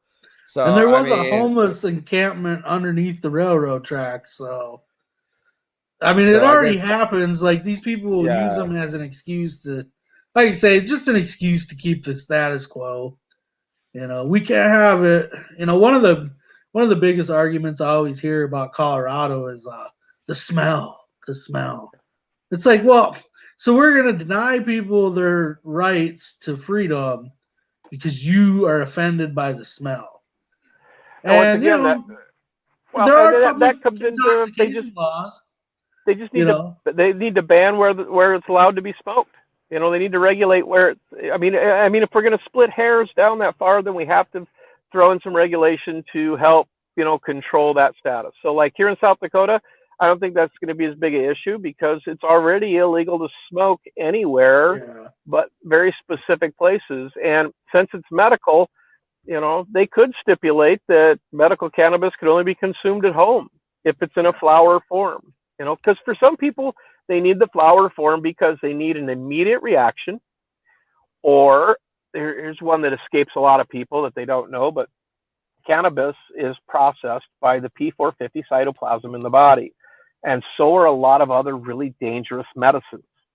And so especially benzodiazepines, Valium, Onfi, those types of things. A lot of people take Valium for antidepressant or diazepam. And so the problem is that if you're smoking cannabis or even taking it in an oil form, the P450 cytoplasm that processes it will prefer it over the synthetic drug. And so it will process the cannabis and push all the benzos up into your blood plasma and let it float around there until it's ready. So how this was bad for children, so kids were having, and it's funny, the parents figured this out, not the medical community, but the kids, so these kids were being microdosed all day long with cannabis, a drop, 1 grain of rice, you know, every 4 hours to keep a constant supply in their child so their child wouldn't go into status. And because these are very sick children that would go into status every day, they'd have 300 to 600 seizures a friggin' day. And so these parents are fighting for these kids' lives. And so they're giving them a drop. Well, then they come along, pharmaceutical industry comes along with Onfi, what they think is going to be the next Depakote, the next miracle seizure drug. And so, you know, they're prescribing it for everybody. And so these parents want to just help their child, give it to them, you know, and going to try the next great thing. And what no one could figure out is they had seizure control, and now all of a sudden they don't have seizure control. Middle of the night, these children are going into massive status epilepticus. Well, this is what we figured out was going on. The P450 cytoplasm was processing the cannabis, and then the last dose was given when the child went to bed. 4 hours later, that medicine is out of the system. The P450 is available, and all the benzos they took in the morning, in the afternoon, in the evening were then floating in the blood plasma, were now ready to flood the system. Now, if you look at the counterindicators for Onfi, which is a very powerful benzodiazepine, it'll say that it can cause status epilepticus in non-epileptic people if you take too much of it too quickly. Well, that's exactly what the hell is happening. Is it's flooding from the blood plasma into the liver and causing status epilepticus in these children in the middle of the night. Well, so now we figured that out. Well, you know, the trick there is just get the hell off of the benzodiazepines. But so there is some concern. You do have to have some caution with these things. You do have to get educated. You want to make sure whatever medicines you're taking pharmacologically, they aren't processed by the same enzyme that's being processed by the cannabis. If it is, you want to make sure you have a minimum of 2 hours between them. You know, you don't want to take a benzo and then cannabis, or vice versa. You want to wait at least 2 hours before you would do one or the other. And so those are, you know, so some of the things that you know. How did we get on this rant? I forgot. As I'm watching the sun go down, still sitting in my truck here out in front of my house. We won't keep you too much longer. No, that's all right. But what are your predictions on? I know Wednesday we're kind of caught in this middle here. We kind of wanted to do this as like a 420 show, but it's 5 days late for that. Plus we're 3 days early for Amendment A is going to be heard in the state Supreme Court on Wednesday, I think it is. Mm-hmm. And it's going to be live too. Yeah. Maybe we'll have to live stream it. I may have to get in on the live feed for that because, you know, so Amendment A, you know, I took a little bit of heat for supporting it. My reasoning for supporting Amendment A was really quite simple. Because I know the sneaky things our legislature is capable of, mm-hmm. I was willing to accept Amendment A and have a recreational program solely for the protections that it would give the medical program constitutionally. And if that point wasn't proved loud and clear by what they did to Amendment A, and what they're doing now with the medical cannabis, what more needs to be said?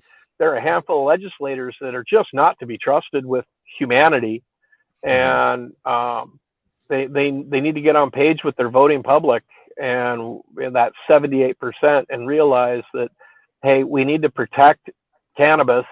And then I have other problems with A in itself. For me, is just, I still fight that inner prohibitionist.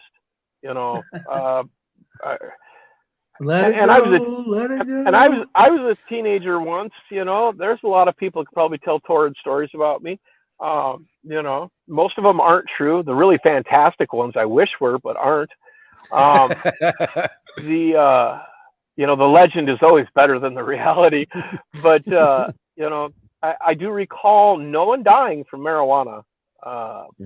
And I do recall some very, very intelligent people, far smarter than me, that smoked a lot more marijuana than I ever saw, and they're still smarter than me. And so, of course, that I might not be pressing any large buttons there, but I think for me, it's like it's kind of like how you were talking earlier about pro-life. It's like, okay, well, if you want to be pro-life, then you need to get rid of the death penalty as well, because that's consistent principally, right? Well, yeah, it's the hypocrisy, and so that's what I'm struggling with, is my own hypocrisy.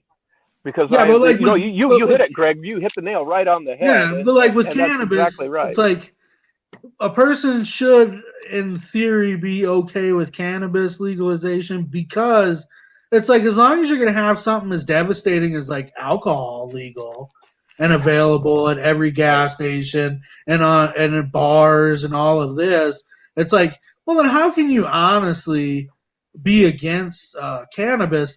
But I was going to make this point earlier. I think federally and even state, although they might not admit this, part of the reason I think that cannabis has remained illegal for so long is because, much like alcohol used to be, and it could technically be the same today, but these are like cash crops. Like, anybody could grow marijuana and start bartering and trading for services and never have to pay federal income tax ever again. And it's the same with moonshining, and it's the same with, like, these are ways that you could grow corn, sure, but you're probably not going to be able to sell enough corn on the black market at food vendors, at farmers markets, to sustain your family. But you sure as hell could if you were growing weed or you were making moonshine or something like that. And so I think the governments fear it because it's a revenue source and stream that's outside of their control. Right. But it doesn't have to be. That's the thing. I mean, because they've learned how to control everything right down to our telephones. So, it's so an interesting point to prohibition is, if you ever get the opportunity, and I recommend this for everybody in your entire listening sphere here, if you're from South Dakota, and especially if you're from the Sioux Falls area, the old courthouse museum in downtown Sioux Falls, go through the prohibition section of the old courthouse museum. It will amaze you if you have never seen it. If you read the history in South Dakota of the two factions that were warring for and against alcohol in the state of South Dakota, and it is so reminiscent of what's going on right now. I mean, the hellfire and brimstone crowd, that if you drank a drop of alcohol, you were in league with the devil and you are going to hell post haste. Do not pass go. Do not collect $200 straight to Lucifer's arms. You are. And then there were the anti-prohibitionists, and so it was just, it's amazing because we're talking about a fight that took place back in starting around 19. So 19 and 20, right in there. And so it's really fascinating. It gives you some real insight to the idea of prohibition, prohibition and a prohibitionist mindset. and that's really what it is. It's a mindset, and it's amazing that they reversed alcohol. I think they had to, just because they had figured out that they had created, what is now our modern, gangs and major crime families, which is also how they created the cartels. So to your point earlier, to say that this will aid the cartels is so friggin' disingenuous. It's not even funny. I mean, that's a ludicrously stupid statement. And I'm sorry. I literally just read an article the other day. I can't remember where it was, but it was a Mexican grower talking about how they honestly can't really move their product anymore. The prices have dropped dramatically. It's hard to sell it unless you're growing some real primo stuff. It's worth, next to nothing compared to what it used to be. And so, yeah, when you hear somebody say that cannabis legalization is going to somehow help the cartels, it's like, no, because if you want to talk about putting Americans to work and creating an industry in America, cannabis legalization has done that. We went from importing like probably 90% of our cannabis to now the United States grows like the best cannabis in the world, and we did that in like 20 years. Oh yeah, it's a labor-intensive crop, and so it creates job output there. Or it can be anyway, especially if you're doing boutique stuff. You want to hand trim that. You don't machine trim boutique stuff. And I mean, I get that part of the industry, and I think there's I think there's a correct way of having it introduced into regulation and being moderated. I don't think it should be. I don't think it should go through a dispensary distributorship type thing. I think that monopoly has been locked up by a certain legislator for far too long, and South Dakota needs to revamp its laws on that, because I'm sure that's why he's never given support to it, because he can't control its distribution. So that's something to look at. That maybe there needs to be a change there, but he's got the legislature stacked a little bit in his favor too. But I don't know. It'll be interesting to see what comes up, especially with the Amendment A and in the federal court. I'm hesitant to say either way how I feel it'll go, because you just never know. Yeah. It just depends on how good the lawyers are, and did they try and pack too much into it? I don't know. I'm not too optimistic, just because Nebraska. Of course, theirs was a little bit different, but yeah, before they even had it on the ballot, somebody challenged it and said, for pretty much the exact same reason, that it violated some single subject rule. And then I just saw an article today that Florida's Supreme Court, and I didn't read the whole article, so I don't know a whole lot about it, but Florida's Supreme Court nixed their cannabis legalization, something to do with federal. And I think that's I think that's what the concerted effort is. And so, between the prohibition groups, here's what I was mentioning this earlier, and then I got sidetracked as usual, because I kind of rabbit hole a little bit. But what I think will happen is if they kill the rec thing completely, and then they proceed to kill the medical bill by altering it well beyond what people wanted it for, what they will find in the next election cycle is they will find anywhere between 9 and 23 constitutional amendments, and they will be single one-page medical cannabis bills, of each thing separated into each idea, how many plants you can grow, that will be one constitutional amendment. How licensing procedure will work, that will be one constitutional amendment. So like I said, there will be between 9 and 23 of them, and I think people will gladly stand there and just sign 23 times, because they will be so hotly pissed that we got I am 22'd again by the powers that be, that it's starting to feel like we all need a safe word, when we go to the State House. So, I actually pulled up an article before. I thought we would have some time to go over some articles, but we're about out of time, so not a big deal. But you were talking about all the legislative bills coming up. So this article I had pulled up, it said one of the things I wanted to cover quick. It says House Speaker Spencer Gosh and Senate President Pro Tem Lee Schoenbeck agreed there could be more than 50 marijuana bills offered in the 2022 session. What? Like, if you want to, we were talking about that before about the voters don't know what they passed. The voters, we know better than you. What do you mean there's going to be 50 different 50 different cannabis bills? Because these are the prohibitionists.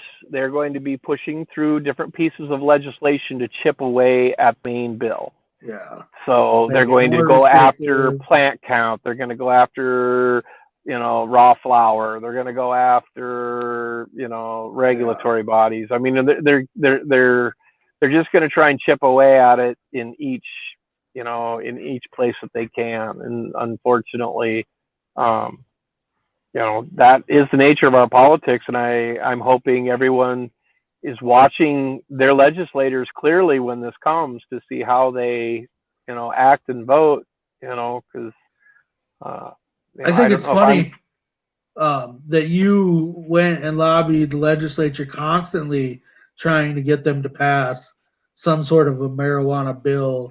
And here you guys are going to bring and propose 50 different bills, but the opposite, it's just to circumvent and restrict our will. It's like, it drives me insane.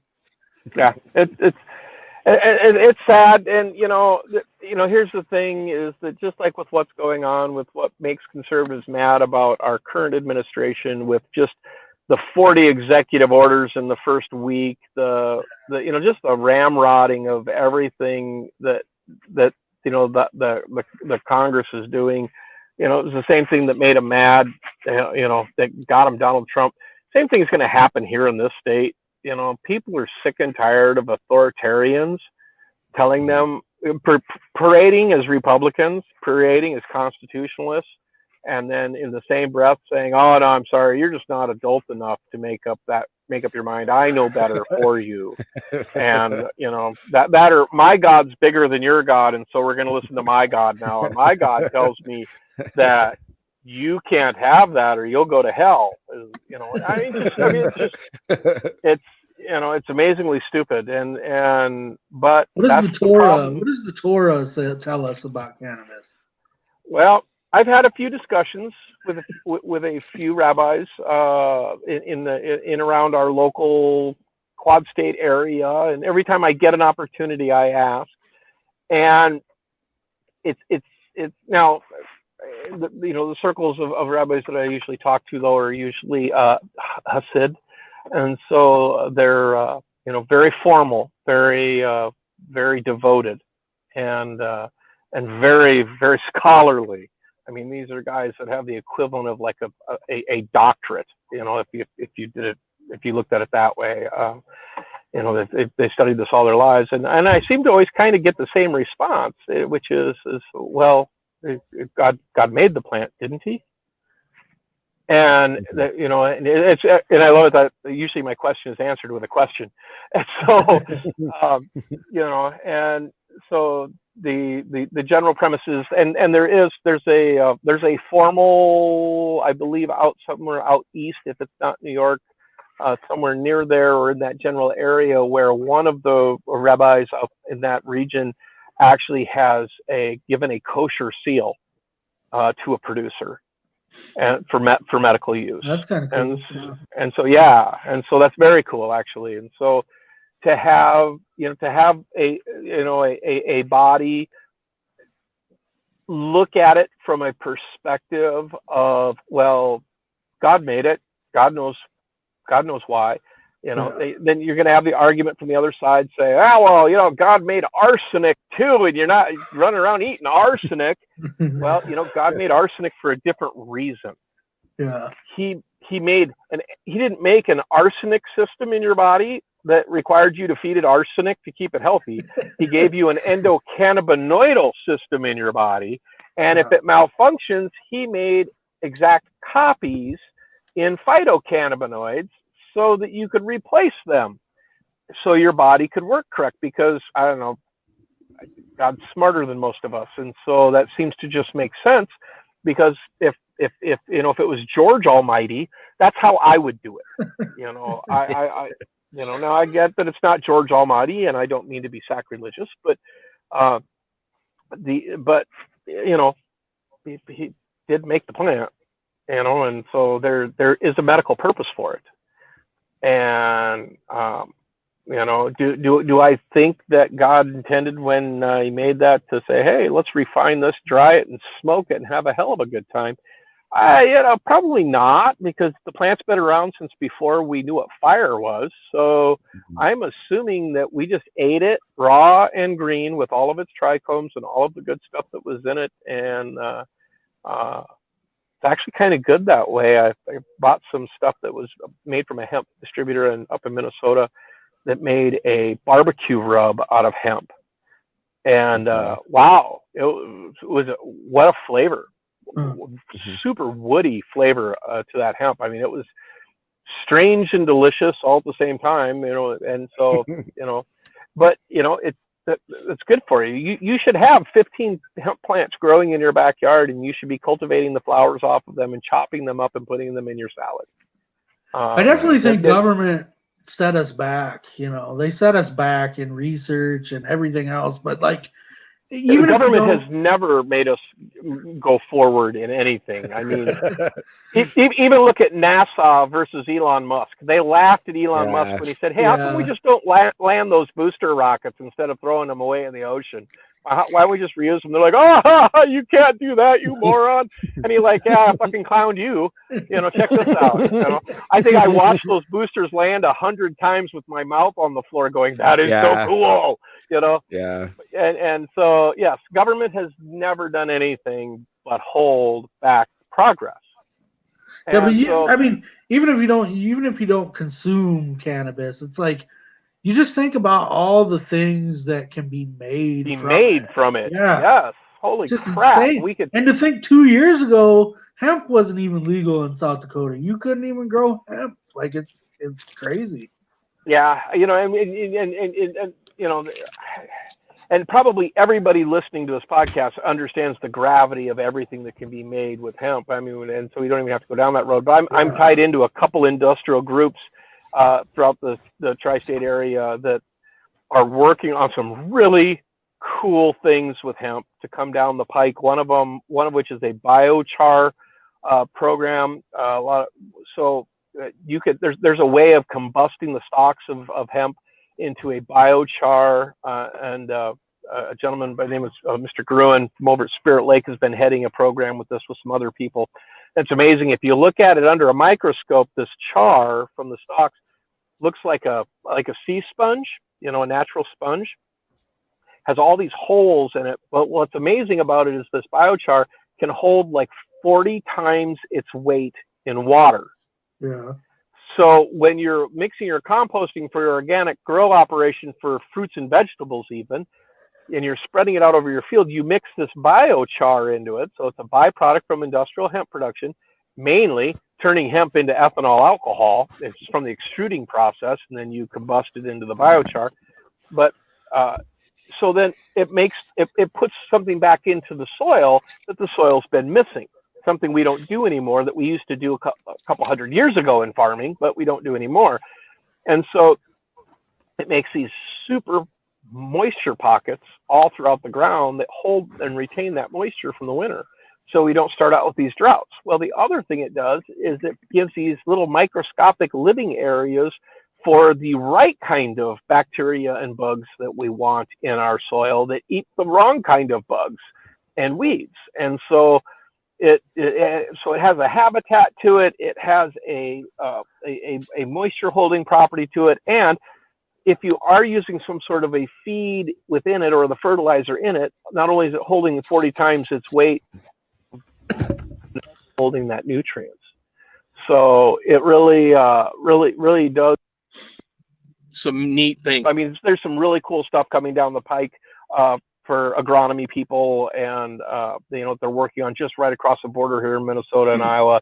That's good. That they're itching to bring it to South Dakota, along with breaking Dr. Dawson up from Florida. And I mean, there's so many things that there's groups wanting to do that. If they can just get their people together, get money together, it all boils down to the same thing. It kicks off, and so yeah, I'd like to see us. I'd like to see probably wondering what I'm doing out my truck.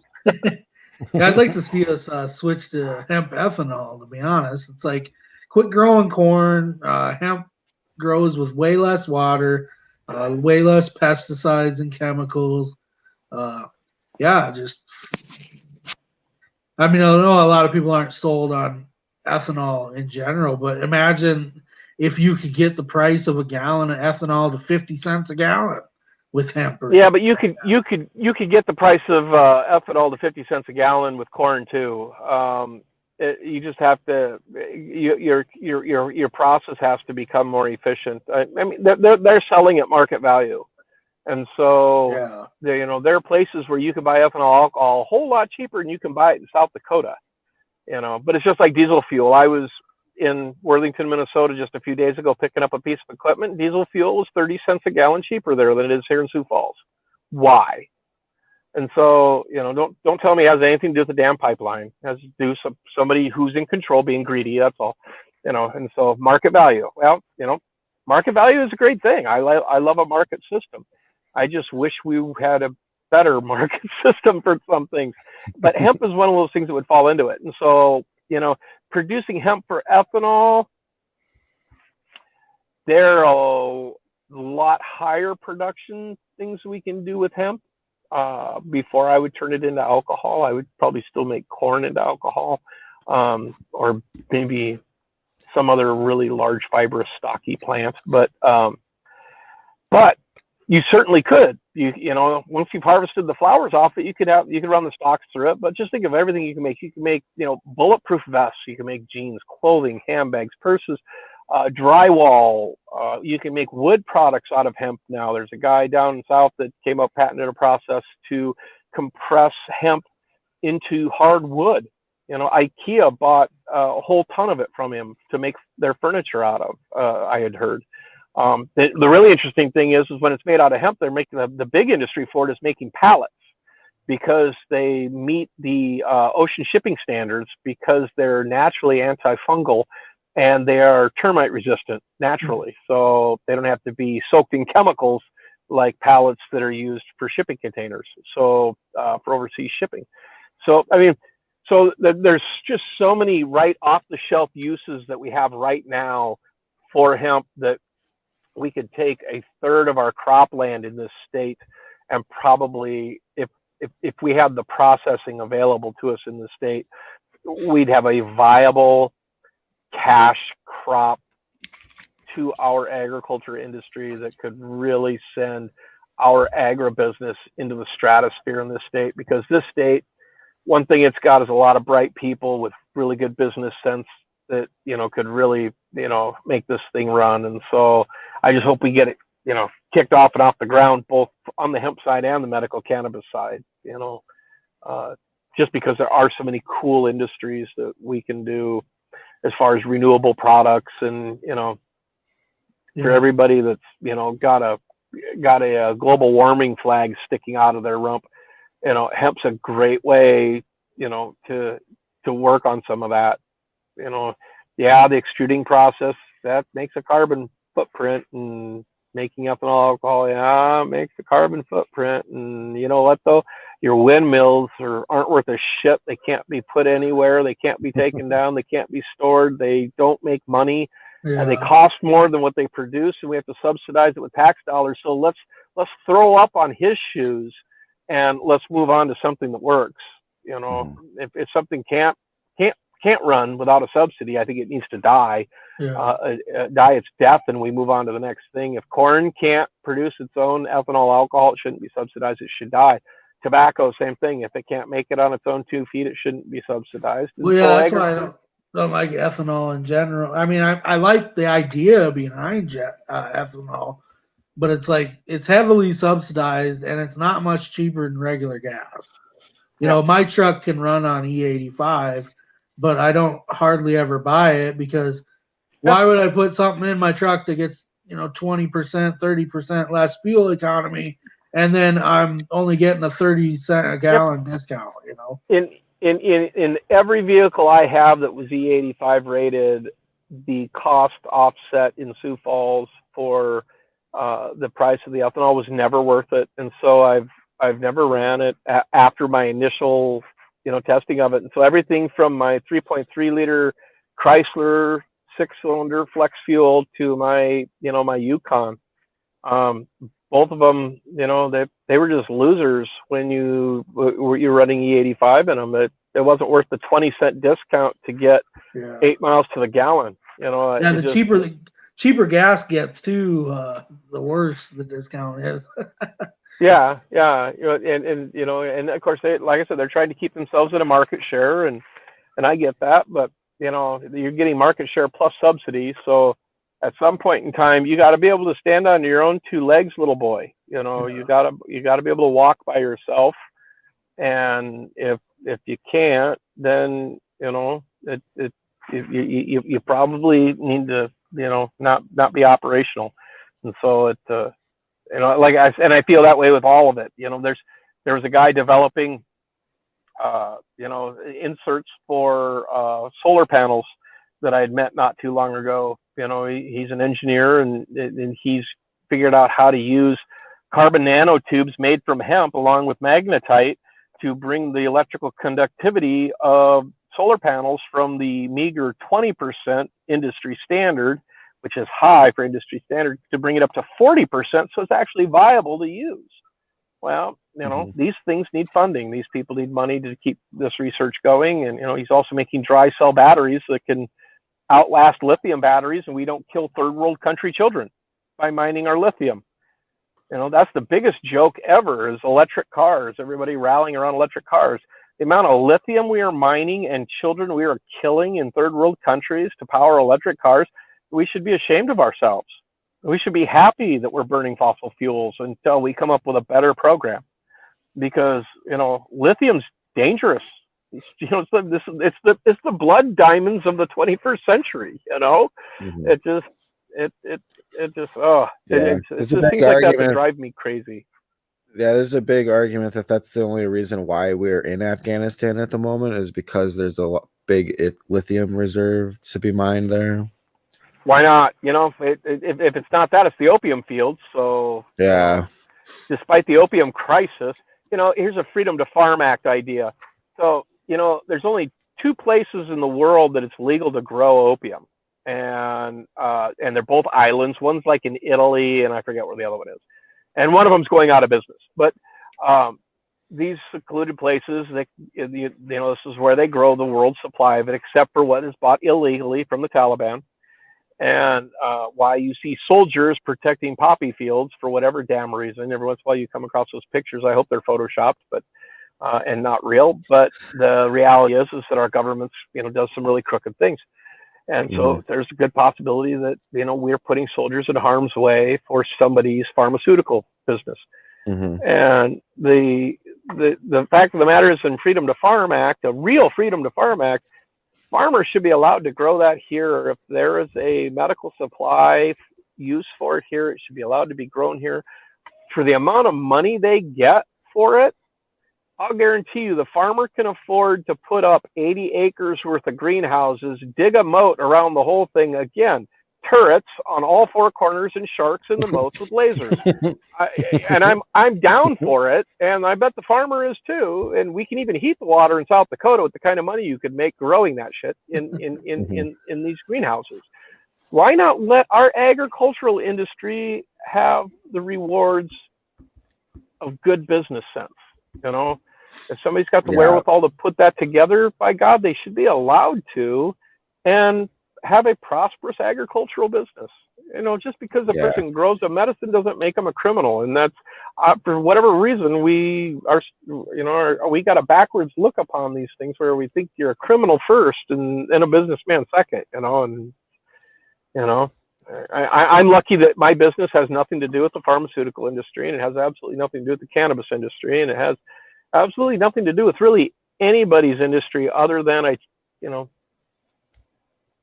What kind of regulations you deal with in your job? The major regulations I deal with are petroleum-based, has to do with chemicals, and so I got to make sure that I'm not using chemicals in places that I shouldn't be using them, and that I adhere to certain ecological known hard fast rules, that you don't mix certain chemicals with other ones because it could cause a problem, reaction, and or hurt the ground or hurt groundwater, and things like that we have to be careful of. And so all of it's pretty simple and straightforward to understand, but yeah, it's all regulated. Everything is. We probably spill more gasoline at a gas pump than we do chemicals on the ground at any given time. So I think most of our stuff is liability abatement, but especially with our commercial snow removal industry and whatnot, we're always trying to streamline it, make it better. And, so we switched to chemical de-icing, and, it was kind of a bad year for snow removal, wasn't it? Wow. Was it ever? We didn't get a whole lot.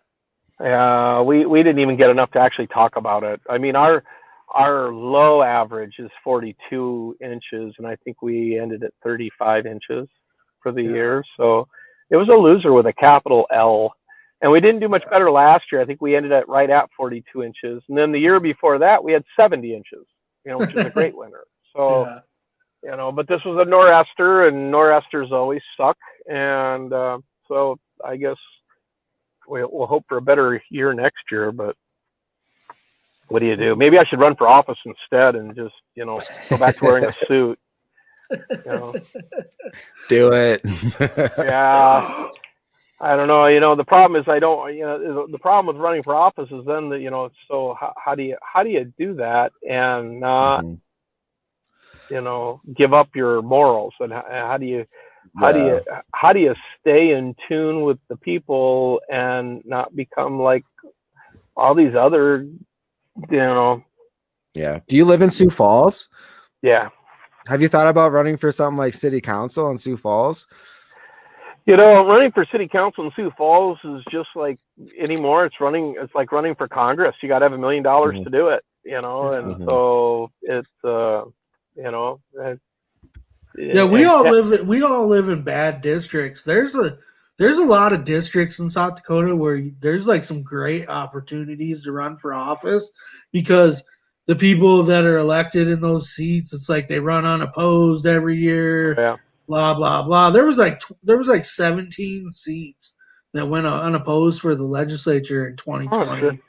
I'll tell you but we live in the bad districts because our districts are heavily populated. So if there's ever contested races, I ran twice in my district. It's just, honestly, it's not a good district to run in because it's a full slate of candidates every damn time. Oh yeah. I'll tell you, the job to run for is Public Utilities Commissioner, though, because and I'll tell you what, if I decide to do it, it's only for one reason, is because I am so sick and fucking tired of having my phone ring 900 times a day to listen to Susie at the warranty center, or I get so much spam. I'm on every do not call list. How come they still get to call my goddamn phone 100 times a day? I finally put a message on my phone for a while there that said, "Hi, you've reached George Hendrickson. I'm sorry I can't answer my phone right now, but there's too many scams out there and I can't answer my phone anymore. So you're going to have to leave me a message with your name and your number so I can add you to my phone list so that I can answer your phone the next time you call." Yeah, you run a business, so yours is a little bit different. But yeah, I pretty much have a policy. It's like, if your name's not in my phone, you better leave a message, because there's no chance I'm answering that phone call. And you just can't tell me that there's nothing they can do about this. With our technology, you would think there's something the Public Utility Commission can get done. And honestly, what they have to do is they have to stranglehold the phone companies to somehow get them to up their security protocol, because that's where they're back dragging these phone numbers from and piggybacking off of dead phone numbers. They're spoofing numbers to where you'll get a phone call from a local number, but it's not a local person. Yep. And there's got to be a way that those phone companies can control that. They just don't want to, because it would be expensive, they just don't want to. And part of it, I'm sure, is because Lawrence and Schiller is, the biggest telemarketing agency in the Midwest here, and they're located in Sioux Falls, and they give lots of money politically to all candidates of both parties that they like. And so I would not be one of them, because I'm not a big fan of my phone ringing 400 goddamn times a day. Yeah. One day I stopped to answer my phone each time, and literally I was running a large mower on a huge commercial property, and it took me almost twice as long, just because of having to stop to answer the phone, to have no one be there. Yeah. And then as soon as you hang up that phone, within 5 minutes, you get 3 or 4 more phone calls right back to back after that. Everything from the IRS is now, they're freezing my social security number, to, I don't know, you've heard them all, Susie with the car warranty, who I really, half the time I want to answer it and just get all their information so I can file a federal lawsuit against them. But then I know damn well that I just don't have the time for that crap. So, when they're reputable companies, most of these places that are calling you all the time, they're not reputable companies. They're just scam calls. But when they're reputable companies, if they violate that fucking do not call crap, they're subject to tens of thousands of dollars in fines. That's why none of them are reputable, because they would have checked the damn do not call registry, and so. But I think Lawrence and Schiller does it too, though. I think a lot of those calls are coming locally. So, I can't prove that, but you just can't. You just can't tell me that's just not the case. When I get a live person, it's usually them. I think, so if they're spoofing numbers, they should get dinged for it. Maybe they're not, but it.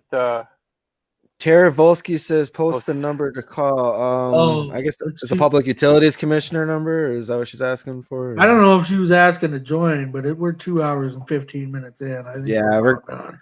Yeah, closing the show. You have to call in next Sunday, Tara. You missed out on George. We'll have to have him back. Yeah. I had a lot of fun. I'd be back anytime you guys want. So maybe next time I'll be more presentable and less worky. So if there's ever a topic, something that comes up or something that's getting some media attention, and you want to come on and talk about it, hell yeah, let us know. Yeah, well, I'm always open. You know me, I have an opinion on everything. Thanks for coming on, George. It's been a pleasure. Yeah, thank you. I appreciate it. The pleasure was mine. Everybody, good night and thanks. Appreciate it. See ya. See ya. All right. So, should we call that a good one? Then? Yeah, it's about 2.5 hours. We had some footage from our Sioux River cleanup, but we can save that for another episode, I think, when we're not pushing it past 2 hours. Yeah. Tara says she wants to talk to George. Sorry, Tara. We'll definitely probably have George on. He's a really good guest. He makes it easy for us because we don't have to. Yeah, anybody that's willing to come on and talk. Yeah. That's great. We can sit back and listen. But next week we got a really good show. So we have all the chairs. Yeah. From the Region 6. Yeah. Coming so how many is that? 7 or 8? Huh? How many chairs is that then? 8? Yeah. So we're going to have our first podcast with more than 5 people as our record. Yeah, it might get a little bit messy, but we'll see. But we're pros now. We're at episode 22, and that week will be 23. So I think we can handle this definitely. And I'm super excited. I think it might be one of our biggest shows. We got I mean, like you said, every chair from the Midwest if region, every chair shares it to like their if you people. got questions about the Libertarian Party in the Midwest, now's the time to write those questions down. I'll be sure to bring some questions up in the comments, or if you want to like ask us ahead of time, we can have them prepared in our notes. But yeah, that'll be next Sunday at 7 Central. And then we got Tara's buddy. She's the one that kept pushing to have Reed Bender, who's running the school board in Mitchell. He's going to be on the following Sunday on the 9th. Yeah, that should be exciting. If you don't remember Reed Bender, he went viral in a YouTube video, I believe, where he didn't wear a mask to the school board meeting, so the police actually arrested him, I believe, or escorted him out. Yeah. So now he's coming back and he's running for the school board that kicked him out. So that should be good.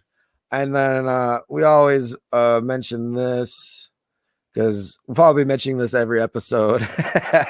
But Freedom Fest is going to be in July in Rapid City, July 21st to the 24th. If you want $100 off your ticket, use the promo code FF21 LPSD, and you can get tickets for that at freedomfest.com. Tara says, Reed is awesome. He's a boss. Yeah, he's definitely a big dude. So I was hoping to meet him at our convention, but you know how things are. But Tara says, I will call in when Reed is on. Nice. So yeah, 2 weeks from now, it's going to be a good show with Reed. Next week, every chair from the Midwest region. I'm actually surprised we managed to pull that off.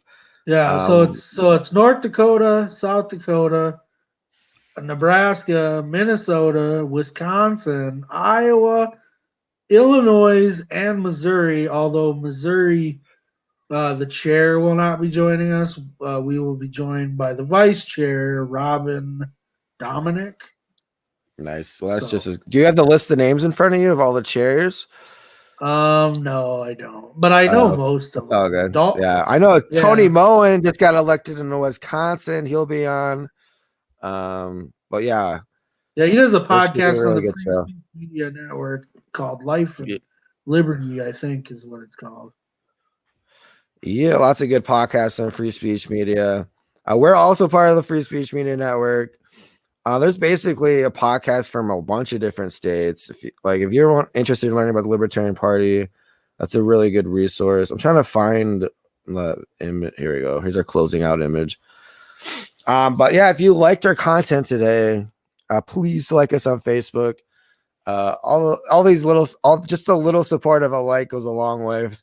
Like us on Twitter or follow us on Twitter at Hedgehog Watchdog. Subscribe on YouTube. And then of course, Free Speech Media. That's on trovo.live/Free Speech Media. They're also on Facebook. And as always, this episode is sponsored by Pinkcoin. You can check them out at pinkcoin.com. If you want to help Greg and I pay for production costs on the podcast, we've got a variety of cool Hedgehog Watchdog t-shirts for sale. You can check out our store on hedgehogwatchdog.com. And basically everything that is purchased or any donation that comes to Hedgehog Watchdog that goes to our production costs, so we can make intro videos, so we can get good guests and organize things like having every chair from the Midwest on. Eventually, I'd like to get to the point where we can be kind of like a team Storm Chasers and maybe go out and pursue active events as they're happening. Sean McDaniel says, good show. Appreciate it, Sean. But yeah. We'll see you guys next time. Do you have any final words, Greg, before we sign out? No, thanks to George for coming on the show. It was a good show. Yeah. Shoot, we thought 2 hours went by quick. I know, right? We're almost at 2.5. I was actually going to play his speech from 3 years ago, but it's too long because we won't. I think the next show on Free Speech Media is going to come on before that would be over. So we'll save that for when he comes on again. Tara Volsky says, great show. Thank you. We really appreciate the support. We want to make this we want to make this a powerhouse media broadcast that is competitive with, Dakota War College and Dakota Free Press. Like, we want to be the libertarian version of that, or even just the liberty oriented version. You don't have to be libertarian to like this show. You could be a freedom loving independent, it doesn't mind. We'll eventually convince you to change your registration, but just give us some time. As long as you're donating, we don't care what you're But all right, well, thanks for tuning in. We'll see you next week.